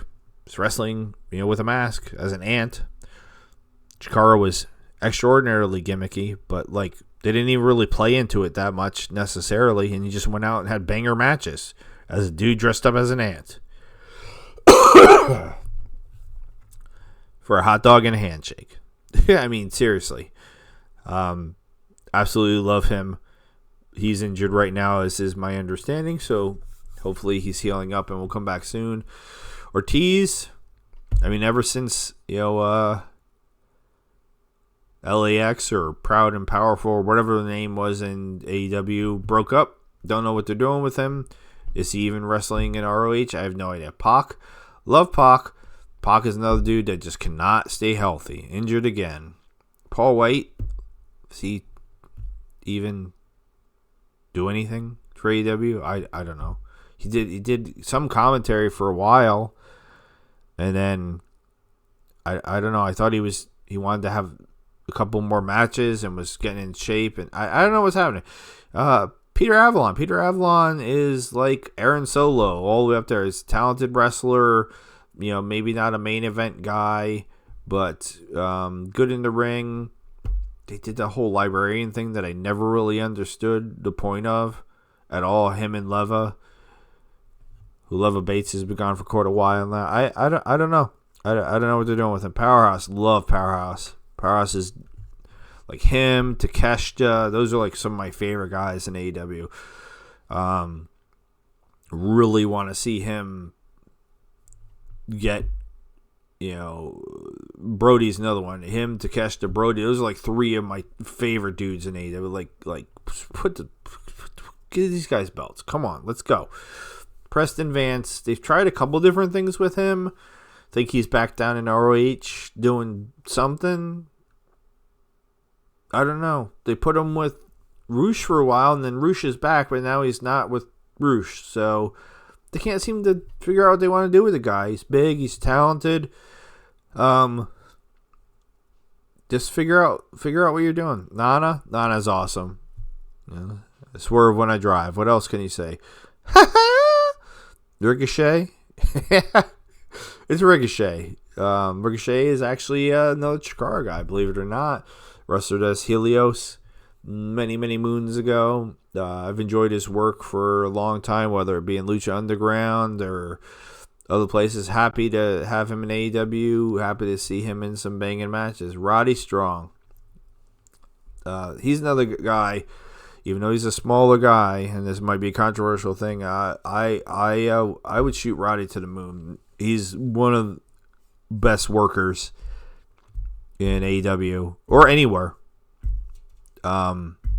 Quite honestly and truly, like if you don't enjoy Roddy's in-ring work, yeah, he's still not the best on mic. He's way better than he used to be, but his wrestling ability is just absolutely undeniable. Roosh, I like Roosh a lot. Roosh seems to get in his own way though, and I'm hoping he stops doing that because he's got all the ability in the world. Just stop getting in your own way, man. You mess with the bull, you get the horns. Sammy Guevara's another one. That's kind of funny. These two in a row because Sammy's just oozing charisma and talent, but keeps doing dumb stuff. Stop doing dumb stuff, Sammy. Samoa Joe, we already talked about. Satnam Singh, he's another one. No, I'm sorry, man. You'd be done. Scorpio, let Scorpio go too. Let Scorpio, because you're not doing anything with him. Let him go. What's the point? Why are we under contract? We're not doing a goddamn thing with him. Shabentico or John Cruz, because they use him as both. He's good for what he is. I mean, he's going to be more remembered for the spot that he did with Samoa Joe, where Samoa Joe walked away from him jumping off the top rope than anything else. I feel like he could be used more, but as what specifically, I'm not sure. Shane Taylor's another dude. Like, I'd like to see him on TV more. I'd like to see him having matches with Samoa Joe and Brody King and a lot of those other big boys. I think they'd have some great matches, but he's a manager half the time and down in Ring of Honor, 99% of the time. Sean Dean, I mean, he was one of those guys that did stuff for AEW during the pandemic era. I think that's why he got a contract and why he's still working for the company. So you got to respect that. Solid worker. I don't know. Him, the tag team infantry, there's some potential there. Excuse me. Shelton Benjamin, already talked about. Sanjay is a funny one. And for people that don't really know, who just don't know, Sanjay is an amazingly talented wrestler. And he's only been retired for a couple of years. I don't even know if he's technically officially retired, but I had seen him wrestle live only. Well, I was saying only. Now I'm looking at it. It's probably like 7 years ago. Only 7 years ago. But anyway, last time I saw him wrestle live, dude could still go. I think he had some injuries and stuff, which might be why he's not working. And he's funny. And he does stuff behind the scenes for them, as far as I know. Sting, I mean, the icon. Seriously, what am I gonna say about Sting? What is there to say about Sting that hasn't been said? There ain't nothing new I'm gonna say about Sting that hasn't been said. The only thing that's for sure is nothing's for sure. Stokely, I don't know, man. He disappeared. He's on like extended vacation again with a bunch of other dudes. We don't know. Maybe he's hanging out with Hannah J and Jungle Boy. I don't know.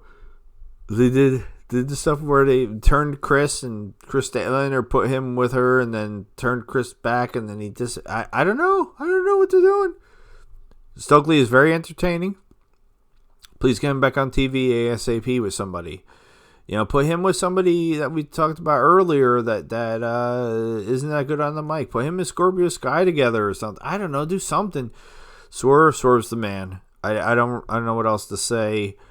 I've been watching Swerve going back to Lucha, before Lucha, CZW. I was never really a fan of CZW because they did more deathmatch stuff than I really enjoy. If you like deathmatch stuff, cool. It's not really my personal cup of tea, but Swerve wrestled there and didn't do a lot of deathmatch stuff, so I always enjoyed his wrestling matches on the shows where they were having the other stuff, and he's just gotten better and better and better. One of the guys in this company. Beast Mordos Talked about him a little bit earlier when we talked about Commander. I feel like they signed him just to job him out half the time. Dude is always amazing. I always really enjoy his matches, but he loses like 90% of the time. So it's like, what are we even doing? Blade is injured and been injured, and Bunny left. So I wouldn't be surprised because they're married. He's married to Allie or Cherry Bomb, whatever you want to call her. So I wouldn't be surprised if he left, and poor Butcher in the meantime is just floating around doing what? I don't know. Is he doing stuff from Ring of Honor? Occasionally they have him come out and wrestle somebody in AEW. I would have put him in the House of Black, honestly. Him and Brody look like they'd be pretty awesome together. Tio Leona, talked about him a little bit when I talked about the Gates of Agony. I think he's perfect in the spot that he's in. Just wish that they were on TV more. Tony Nese reminds me a lot of Buddy Matthews. Similar body, similar wrestling styles. I'd say Tony is underutilized. I mean, him and what's his face that I talked about earlier? Blanking on his name right now because I talked about so many guys. Josh Woods, I enjoy both of them. Not necessarily together as a tag team, but I enjoy them, and they're in Ring of Honor, and whenever they bring them up, they just job them out most of the time. Trent Beretta. Trent question mark. So, best friends, Chucky T, Chikara adjacent guy. Never really did much in Chikara, but I was always familiar with him because of his friendship with Chucky, Dustin, and Greg. If you know what I'm talking about. He just came back. Hopefully he can stay healthy. I like Trent, but he's had some issues health-wise. These dudes. Very entertaining. I feel like there's a shelf life on the gimmick, though. I feel like this is going to be the type of thing where, like, apparently I read, and it could be just rumor, that the Young Bucks wanted to drop the titles to them in a squash match. They basically wanted to have these guys come out and squash them for the titles. They should have done that.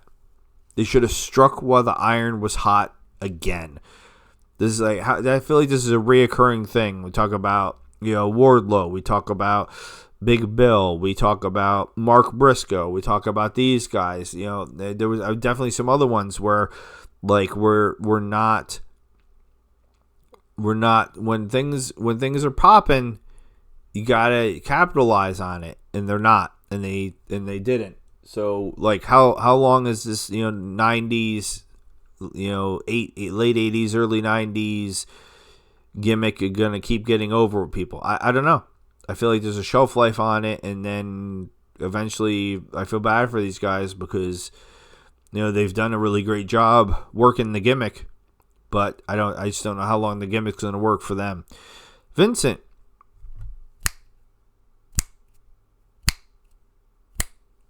Again, I dig the Righteous. Him and Dutch, the snapping, the tongue thing, the whole vibe when they come out. I think it's awesome.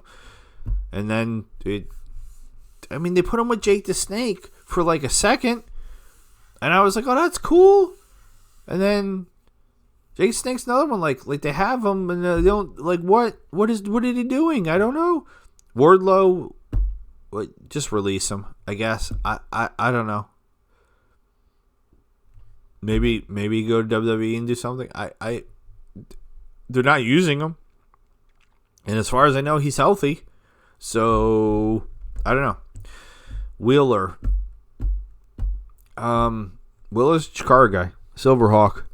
Another one that wrestled in a mask in Chikara. I mean, again, Chikara was very gimmick heavy with masks. He's young. He's a great wrestler. I don't like the Death Rider stuff, so it's kind of tough, and he's just there. And they've teased him, growing a backbone and stop being a dick rider, but that hasn't happened. So he's getting a really good heel reaction. People seem to hate him the most out of, at least at the last couple of shows. They've been getting a pretty vocal, when he's out there with John and Claudio, fuck you, Yuta chants. So you would think that they'd do something with that. I don't know what, but something. But they're not. Will Ospreay, definitely one of the guys. Like this, talk about. There's guys that I want to be the guys, like Will Hobbs and Takeshita and Brody King, and then talk about the guys that are the guys. And Will Ospreay, Swerve, those are some of the guys in the company that are currently the guys, and deservedly so. Will Ospreay, always extremely entertaining matches. A lot of times, it's the best matches of the card. I'm gonna go ahead and close these. We'll do the other ones some other time. We'll see how many people hate this, how many views I get. Like I said, probably down to 4 at this point. We'll do the ladies, and I don't think there's any reason. We can spin through those real quick, but we'll do the ladies because wrestlers are wrestlers. I feel like again these should all be together. There should not be a men's roster and a women's roster. But my views on intergender wrestling and things are not popular. I feel like a wrestler's a wrestler. It's like when Wonder Woman's punching a Nazi in the movie. If the Nazi punches her back, you're not like, oh my god. It's it's wrestling is the same thing. It's an art. It's as long as it's consensual. They're not actually hurting each other. There is pain. There is pain, but it isn't, from the moves that they're doing to each other. It's from, landing on the ring and hitting the ropes and things. Abaddon. I've wanted them to do something with Abaddon since they signed Abaddon. I feel like the Abaddon character has an amazing amount of potential. And for some reason, they don't seem to see it. She's good in the ring. She's gotten better in the ring. She's improved, I'd say, more than some of the other women projects, like, say, for example, Anna Jay, who they even sent over to Stardom, and is still just okay, in my opinion. Like, she's not bad, but she's not great. I wouldn't even say she's good. I would just say she's okay. Abaddon, I think, is good. I think wrestling-wise, Abaddon is a tier up from Anna Jay and a tier up in regards to character. But, again, we get Anna up the wazoo, or had been getting Anna up the wazoo, and, Abaddon hasn't been on TV in, like, over a year. Athena, the goddess, come on. Athena is amazing. There's a reason why she's held the women's title for as long as she has. Britt was another one. She was in some great matches, but I think the reason why the matches were great had a lot to do with the chemistry that she had with the opponent in there, specifically Thunder Rosa. Even if they didn't like each other, they worked well together. Britt was never. She's a great character. She's got way better on the mic very quickly because she was pretty bad on the mic early on in AEW. But wrestling wise, I'm always kind of like with her. Diana, on the other hand, is an amazing wrestler that is also pretty good on the mic, but they haven't done very much with her at all, which is kind of frustrating. Diamante, I love, but she's always down to ROH. They don't ever bring her up and do much of anything with her. Is Emmy even under contract anymore? Like, absolutely, positively, she's a legend. Literally a legend. And they, barely do anything with her. Harley. I loved Harley ever since she did that Hey EW thing with RJ City. With the gimmick and stuff that they gave her, she was supposed to be annoying, and she did a good job at doing that. So she was good at doing her job, but it was hard to actually get her until I watched that, where I actually got to see her as her, because I never really had seen much of her, because they really hadn't done much with her on AEW. And then I saw that, and I was just like, oh, she has a lot of personality, and I always thought she wasn't bad in the ring, considering she doesn't have a lot of experience. And I was like, I think she has a lot of potential. And then boom, it kind of blew up. Mercedes being a big fan of hers, and apparently her being extremely well liked backstage by pretty much everybody, is only going to help her career, and I wish her nothing but the best. And I always enjoy seeing her on television. Shida's a weird one for me, and what I mean by that is, as familiar as I am with Joshi Wrestling and Joshi Wrestling Promotions, somehow Hikaru Shida had escaped me, and I was not familiar with her when AEW signed her. And then when I started seeing her wrestle, I fell in love with her. As a wrestler, as a person, she does a lot of things on YouTube and things like that, that she just seems really, really awesome. Like, I like her a lot. Especially as a wrestler, because obviously that's what we're talking about. She's just like, it's like one of those people that, like, because I genuinely like her, like I want nothing but the best for her. And the fact that they're not using her right now, for whatever the reason is, I've heard rumors about possibly them letting her contract run out and things like that. It does kind of make me sad, because she is, when I think of AEW Women's Division, she is one of the people that I immediately think of.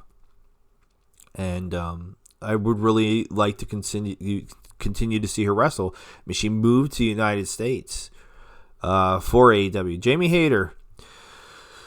Jamie, loved Jamie. Glad that they actually talk about striking when iron hot. Here's an example of where they did. They reacted to the fact that, they were kind of trying to make her second fiddle to Britt, that she was getting a better reaction than Britt. So they put her over, and unfortunately, she had the back injury that kept her out for as long as it did, and apparently was so painful that it made her consider retiring.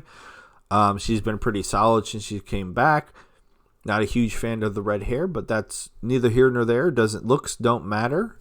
The wrestling does, and I love Jamie as a wrestler, and look forward to continue seeing her kicking butt. Julia is one of those ones that I consider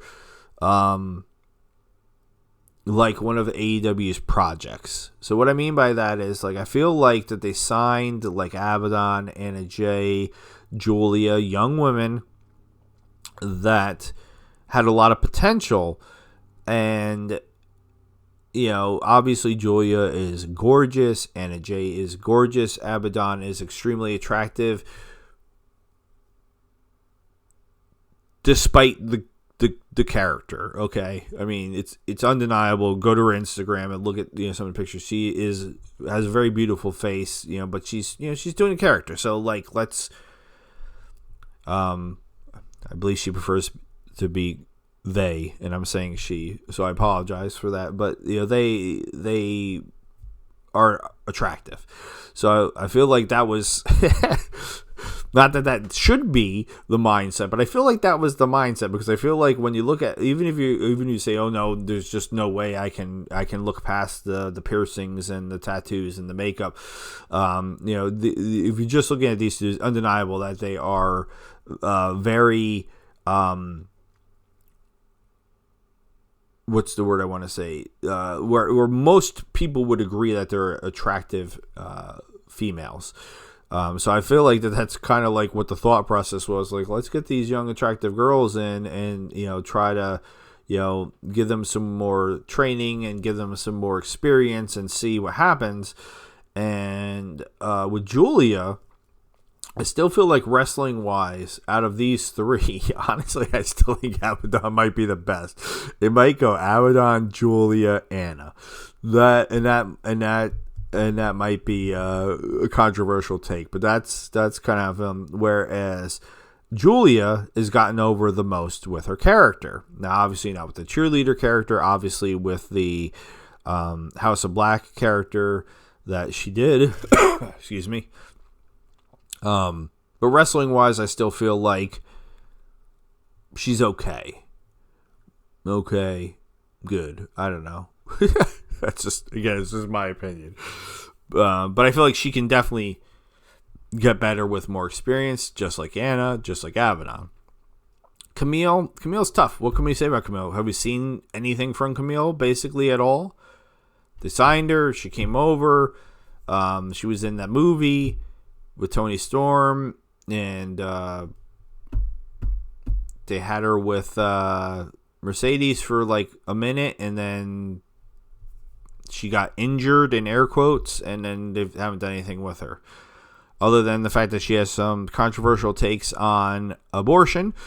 I don't know what's going on. Karen Jarrett is not a wrestler. That's Jeff Jarrett's wife. I don't know why she's in the women's roster. Did she wrestle a match against Aubrey Edwards? Yeah, I guess. But is Aubrey going to be in the wrestling section too? Kiera Hogan, solid wrestler, attractive woman, not on TV. I don't know why we don't like Kiera and Diamante. They like each other because they're together. But can we get them on TV? Well, I don't know. I know we barely get the women that we already have on TV, so I'm asking for more. Yes, I would like more women's wrestling. I know it's crazy, which I call wrestling. I would like to have more of these wrestlers on TV. More of these wrestlers in my wrestling. Chris Statlander is just awesome and in different ways. She's a great wrestler. I like her a lot. I'm also amazed at how she's come back from 2 blown out knees and is still wrestling at the level that she's wrestling at. I don't know a lot of people in any sport that could tear both their ACLs and come back and still compete and compete competently. I mean, other than like Rey Mysterio Jr. Like, how many other wrestlers do we know that could do that and come back? So, Chris is just amazing. Lila LeGray, from what I've seen of her, I like her. They did the thing where she was with Jade and the baddies, and then they put her with Top Flight, and she barely wrestles. Again, another very attractive woman, but she's not wrestling. So I can't really say. Madison Rayne, that's a weird one for me, man, because she's a veteran. She's around for a while, and then she took that bump really weird in the match. And as somebody who knows how to bump, the person taking the bump is the one in control. And I say 80 to 90% of the moves, the person taking the move is the one controlling the move. So the fact that she took that bump the way that she took the bump and then got defensive about it online kind of really rubbed me the wrong way. Like, she was kind of like, well, you don't know what was going on. It's like what's going on in a match. But it was like other wrestlers were like, yo, you took that bump wrong. And she's being defensive about it. It's like, people make mistakes. I make mistakes all of the time, constantly. Mistakes that hurt me. Mistakes that sometimes hurt my opponent. When you're learning, that happens a lot. But she's supposed to be a trainer. So I feel like that's why there was that extra kind of what the fuck? You should know what you're doing. If you're supposed to be training other people, how are you taking a bump like that wrong to the point that you're injuring yourself? But anyway, it's there's might be extenuating circumstances that I don't know what the situation is, so it's not really fair for me to say, but that did kind of rub me the wrong way. I don't really have any strong feelings about her as a wrestler, but the way she took that bump was the shits, and she hurt herself. Mariah May, I was very happy that AEW signed her. She's done amazingly well in AEW. She chooses to go to WWE, and that's her dream. Awesome for her. I'm glad that she did what she did for AEW while she was in AEW, and I wish her nothing but the best. Marina Shafir. I want to talk about Marina real quick because I like Marina Shafir probably more than I should. And what I mean by that is I think she's way better and can be presented way better than AEW's doing with her. Well, what do you mean? She's terrible. She can't wrestle. Blah, blah, blah. Okay. Remember when I was talking about accentuating the positives earlier and detracting from the negatives? Marina Shafir is a legitimate fighter, kind of like Shayna Baszler, kind of like Ronda Rousey. Obviously, they're all together in that that group with Jessica. I don't remember her last name, of the UFC's Four Horsemen, Women Four Horsemen. So Marina has her strengths. And I feel like her strengths are very... the things that she's good at, she's very good at. Lean into that and lean away from the trying to make her a wrestler. If she's not good at, A, B, and C, even if A, B, and C are... Like, A is chain wrestling. I'm not saying she's not good at chain wrestling, but just chain wrestling can be, it's in every match, and most people overlook it. But it can be complicated to learn, because you have to remember, both people doing the chain wrestling have to remember however many chains there are. When we were training, we did the biggest chain that we did was we did 8 moves in a row. So you would not believe, there was about 10 of us left training at that time. Like, we started with 40, and then we went down to 10, and then we went down to like 4, and I was one of the 4 that was still trained. But when they would tell us like this is what you want to do. You want you to lock up, headlock, into transition into a hammer lock, blah blah blah. So you go through the 8 moves. Throw them into the ropes, duck a clothesline, duck an elbow, then leapfrog, and then the person hits a clothesline, something like that. So that's like, I didn't count, but say there's 8 moves, so that's the 8, the chains in the chain wrestling. Both guys have to remember that. Both guys have to remember all 8 of those things and do them right. So especially when you're training, it's a debacle. Sometimes people only get like 1 or 2 moves in. I was going through when I was doing it, and I got to the end, towards the end. Like I was said, I was more than halfway through, and I was supposed to duck a clothesline. I forgot to duck, and the guy that was doing the clothesline didn't clothesline me. And Mikey was there that day and stopped. Mikey Whipwreck, the head trainer, former ECW heavyweight champion, stopped us immediately and yelled at the guy who didn't do the clothesline and said, if your opponent forgets what they're doing, which was me, he said, hit him with that clothesline. Don't pull the clothesline away, because you're exposing... By him not, because like he started to go for it and then realized I was forgetting to duck because I didn't start to duck. So then he didn't, smash me in the face or in the chest. He didn't hit the clothesline. So he got yelled at for doing that. So anyway, my point being is, like, if chain wrestling isn't easy, so if somebody sucks at chain wrestling, you don't have to have chain wrestling. I mean, the old timers might be like, oh my God, you don't have to have a chain wrestling sequence in a match. You don't have to have a lockup in every match. That's a big thing.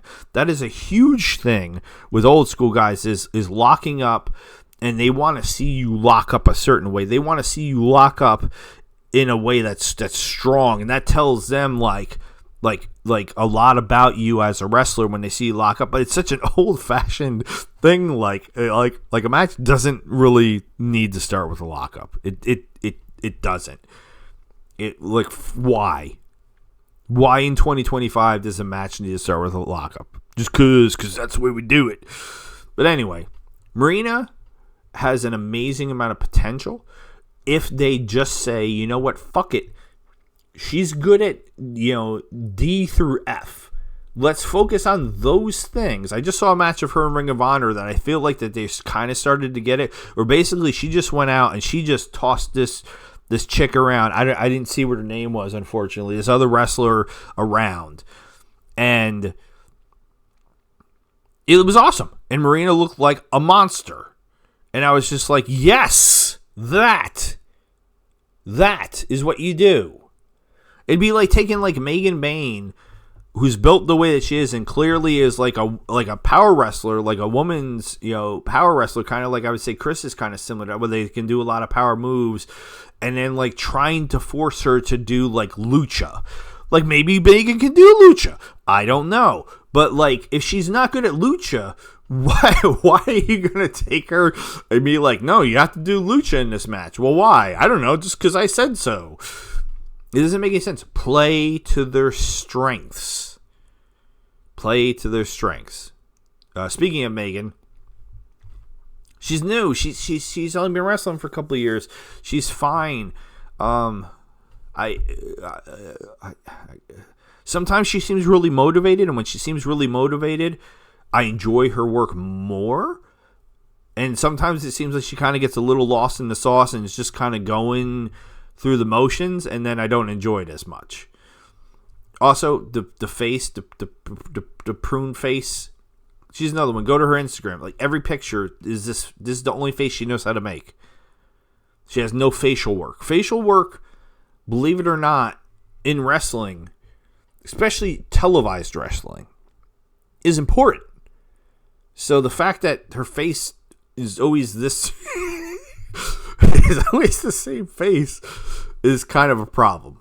She needs to expand her facial expression. She needs to like stand in front of a mirror and I don't know. Mercedes Martinez, is she? I just looked her up because like she was the ROH champion. She got hurt or whatever. She dropped the title to Athena. Athena's had it for a million years. Where's Mercedes? Where's Mercedes? I had to look her up on Cage Match because the other day I was like, where has she been? Because she ain't been in AEW. I don't think she had done anything in ROH either. I talked about the other Mercedes. And whenever I mention Mercedes Martinez, Alex, my son gets confused and thinks I'm talking about Mercedes Moné. Mother, she's not a wrestler. She's a big woman. And in a good way, not in a bad way. She's very attractive. But I don't think she's a wrestler or that she has wrestled, so I don't really know why she's listed here. It's the same category as Karen Jarrett. I don't know. Nyla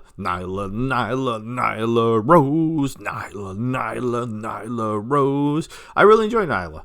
Nyla has more personality than like any of the other women on this list so far, and more than half the men. So one of the most charismatic and funny wrestlers in AEW. And what are they? I don't like whose bag did she shit in? Did I miss something? I don't know. Like she was a champion at one point, and now nothing. She's barely on TV, and they barely do anything. Penelope. I like Penelope a lot. Penelope, unfortunately, went through some very bad stuff that caused her to be out of wrestling for quite a while. Her and Kip. I feel very bad for both of them, and I wish nothing but the best for both of them. She's been getting to be on TV a lot because she's been with Megan, and good for her. And she's also a pretty good wrestler too. I don't really know what else to say. Queen Aminata. I love Queen Aminata. A lot of potential in her. I enjoy her wrestling. She seems like an awesome person. Love to see her get strapped up with some title soon. They did introduce that ROH Pure title, which I kind of feel like Serena deserves. At least at first. I feel like Serena deserves it. Out of all the women, it's a pure title. And Serena is a wrestling machine. Queen could get it eventually, but I feel like Serena should get it first. Rebel. I love Rebel. She's awesome. I follow her on Instagram too. Follow pretty much every wrestler on Instagram.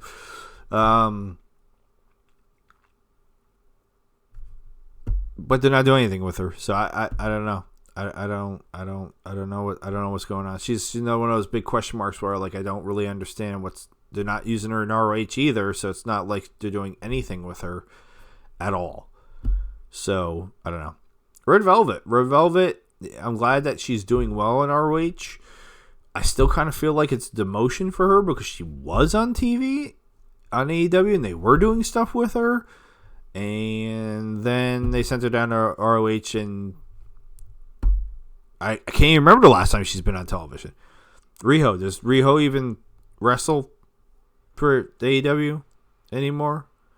Her and Yuka Sakazaki are two of the biggest mysteries. Now, I really have a soft spot for Joshi wrestling. Love Joshi wrestling.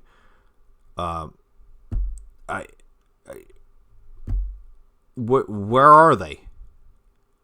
They were both injured, but as far as I know, neither one is injured.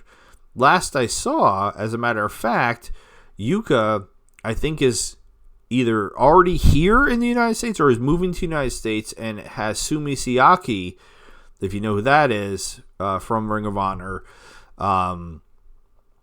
helping her get bookings in the United States, but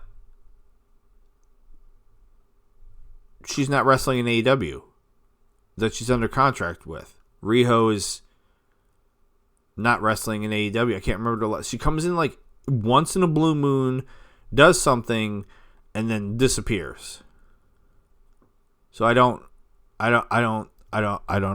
understand either one of them. I love them both to death. Yuka more than Riho, but I love them both to death, and neither one of them are ever doing anything ever. Ruby had a baby. Ruby's awesome. Heidi Lovelace, it's kind of who I know her as, Chikara, another person from Chikara. So big fan. Her and Angelo Parker or Scott Parker got sorry about that. Got married, I believe, and had a baby. Definitely had a baby. Not sure about the getting married. Awesome for them. Happy for them. You know, I just realized I was going to say Tay Mello's not on those because they both had babies. But Tay's already come back and wrestled one match, but it was over in Japan. And that's it. We'll get to her, though. Almost there. So hopefully, if Ruby wants to, if she wants to come back, hopefully she comes back because I've always been a fan of hers. Soraya's gone. I don't have really much else to say about Soraya. See ya. Love Serena. Want her to get the Pure title. I always enjoy her wrestling a lot. Sky Blue, she's in the project group, in my opinion. Her, Julia, Anna, Abaddon. Those are the four that I think of that have been with the company like since the beginning or since like close to the beginning. Young, decent wrestlers with a lot of potential. Sky is obviously with Kyle Fletcher. She had an injury. She's almost cleared to come back, as is my understanding. So hopefully she'll come back soon, and we'll see if she's able to pick up where she left off. And hopefully she's just as good, and maybe she'll get better. Again, she's young, so has a lot of potential. Tay Mello. Tay was another one that makes me think of Marina, where it didn't seem like they knew what to do with her at all when she was God damn it. Remember, this is a test to see how long I could talk, and I've been talking for quite a while, and not doing too bad until now. But yeah, I don't know. Absolutely gorgeous. Love her personality. She's a blast on Instagram. Her and Sammy seem like a really fun couple. Their child is very cute. But I still think she wants to wrestle. So I don't know. Maybe have her wrestle. Taya Valkyrie. Taya is another one. I've been watching her wrestle for a very, very long time. Lucha Underground and other places, TNA and things like that. Didn't see too much of her in WWE, obviously. Did read about it.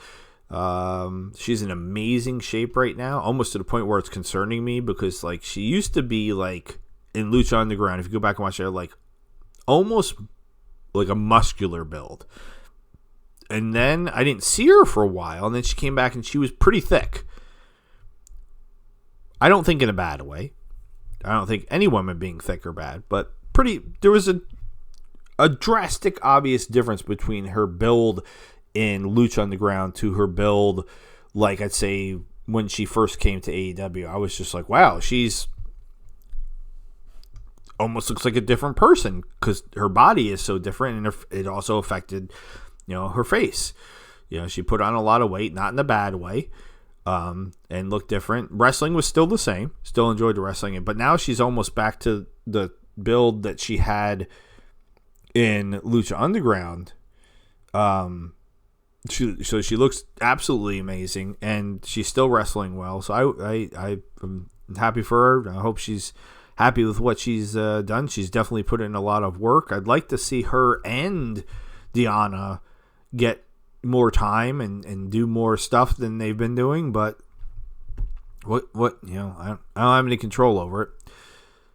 Thunder Rosa. I adore Thunder Rosa. Despite all the controversies of things with her, possibly, not getting along with people or sandbagging people or this and that and the other and blah, blah, blah, blah, blah, and Britt Baker talking smack about her, and then Britt Baker doing literally the exact same thing that she smack talked Thunder Rosa about, which I think is hilarious.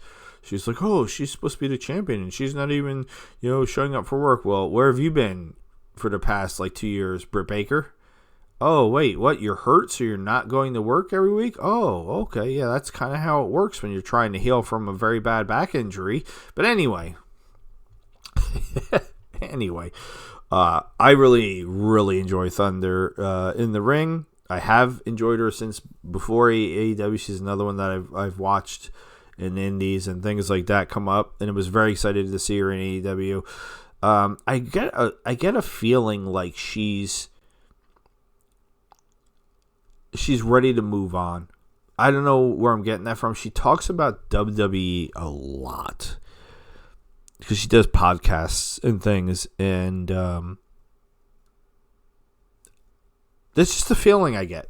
I would not be surprised if when her contract is up, if WWE is interested, if she goes to WWE. That's just completely speculation on my part. I've read nothing. I've heard nothing about that. That's just me, just a vibe I've been getting from her based on how she acts. And she also seems like she's accepted the fact that she's not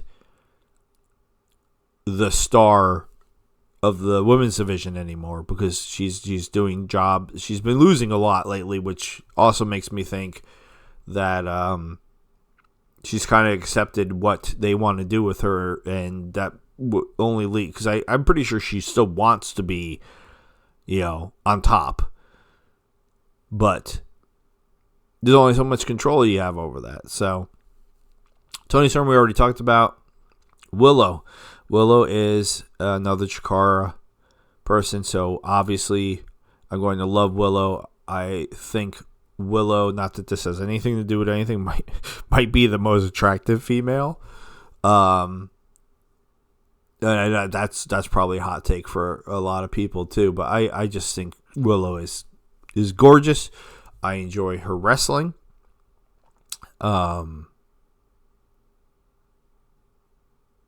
Trying to think if there's anything else I could say. I would love to see her get more shots at titles and do some more main eventing. She's done, dipped her toes in that water a little bit. I would love to see her be the person that unseats Mercedes for one or more of these belts eventually, since they already have that built-in storyline that's there. I feel like that's an obvious go. But, yeah. More Willow, please. And thank you. Yuka, we talked about already. I got nothing to say about Alex or Alicia or Alvaro or Ariel or Arcady other than her name is very strange.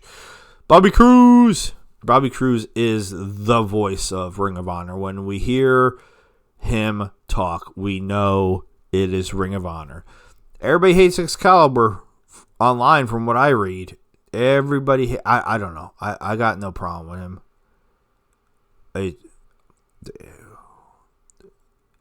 I turn on WWE and I listen to Michael Cole for 5 minutes. I want to slip my throat. So I don't know what everybody's beef with Excalibur is, honestly. He does his job. Yeah, they make him read all like, and then we're gonna be Wichita from the, and he's got to read all that crap. But that's his job. That's what he's doing. Love Enoch, Riccaboni, Jim Ross, just absolute legend. What can you say? Justin Roberts, I don't know. Justin Roberts. Who the fuck is Samoa Jew? Can you tell me who the fuck Samoa Jew is? Can you tell me who Samoa Jew is? Because I thought his name was Samoa Joe. This motherfucker, the way he pronounces things, sometimes I'm like, Samoa Jew. And I'm like, what the fuck is Samoa Jew? What is he saying? Other times he's fine. But certain names he says so fucking weird. I'm like, what is happening? Lexi Nair. The problem I have with Lexi is she's kind of, she's very unique looking. And I know she's married to Bill.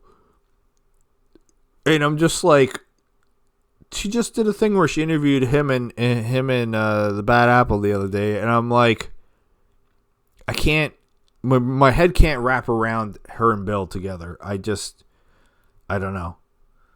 Like, Bill and Mother Wayne makes more sense to me. She's too small. I don't know. Nigel's the man.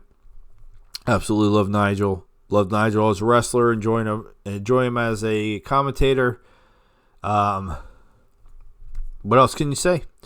Renee's always a blast, and you have to realize she has to be an amazingly awesome and patient person because she's married to Jon Moxley. Taz, I already talked about Taz a little bit with Hook. Taz, again, one of my all-time favorite dudes ever.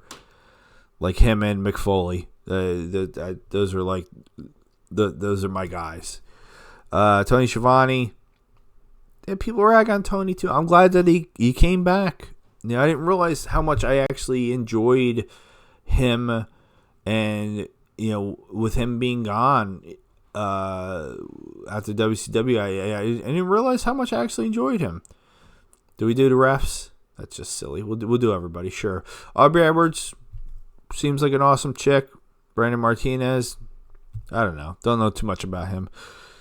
Bryce Remsburg was Chikara through and through. He was the head referee at Chikara. He did all kinds of things for Chikara behind the scenes. I have so many personal memories and experiences with Bryce.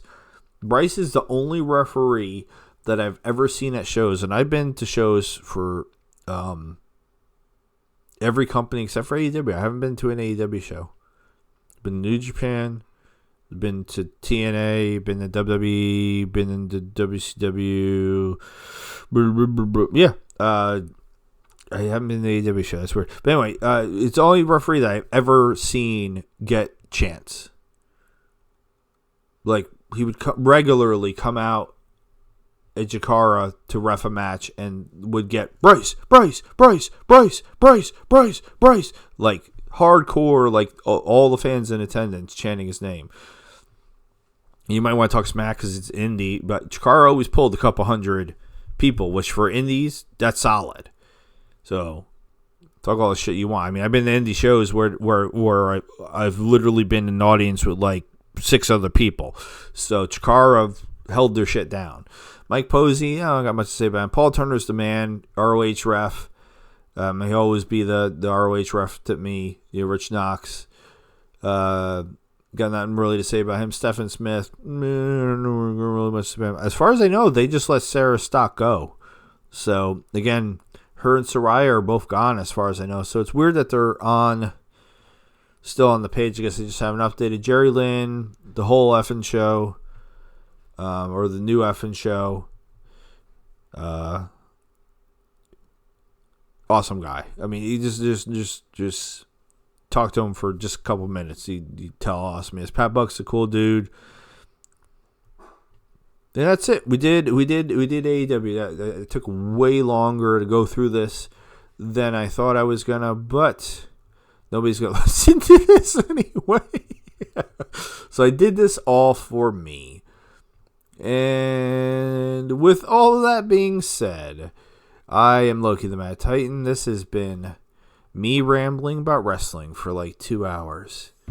Thank you so much for listening. If anybody is still out there, if anybody made it this far, let me know in the comments. Seriously, just tell me you listened to the whole thing. I'll believe you, because you would have had to have gotten this far to say that. 'Cause I'm just curious if anybody did, anybody at all. But again, with all that being said, I bid you adieu. Goodbye and good night. Sayonara Toyasumi champions. Thank you so very much for listening. Have a good night. See ya.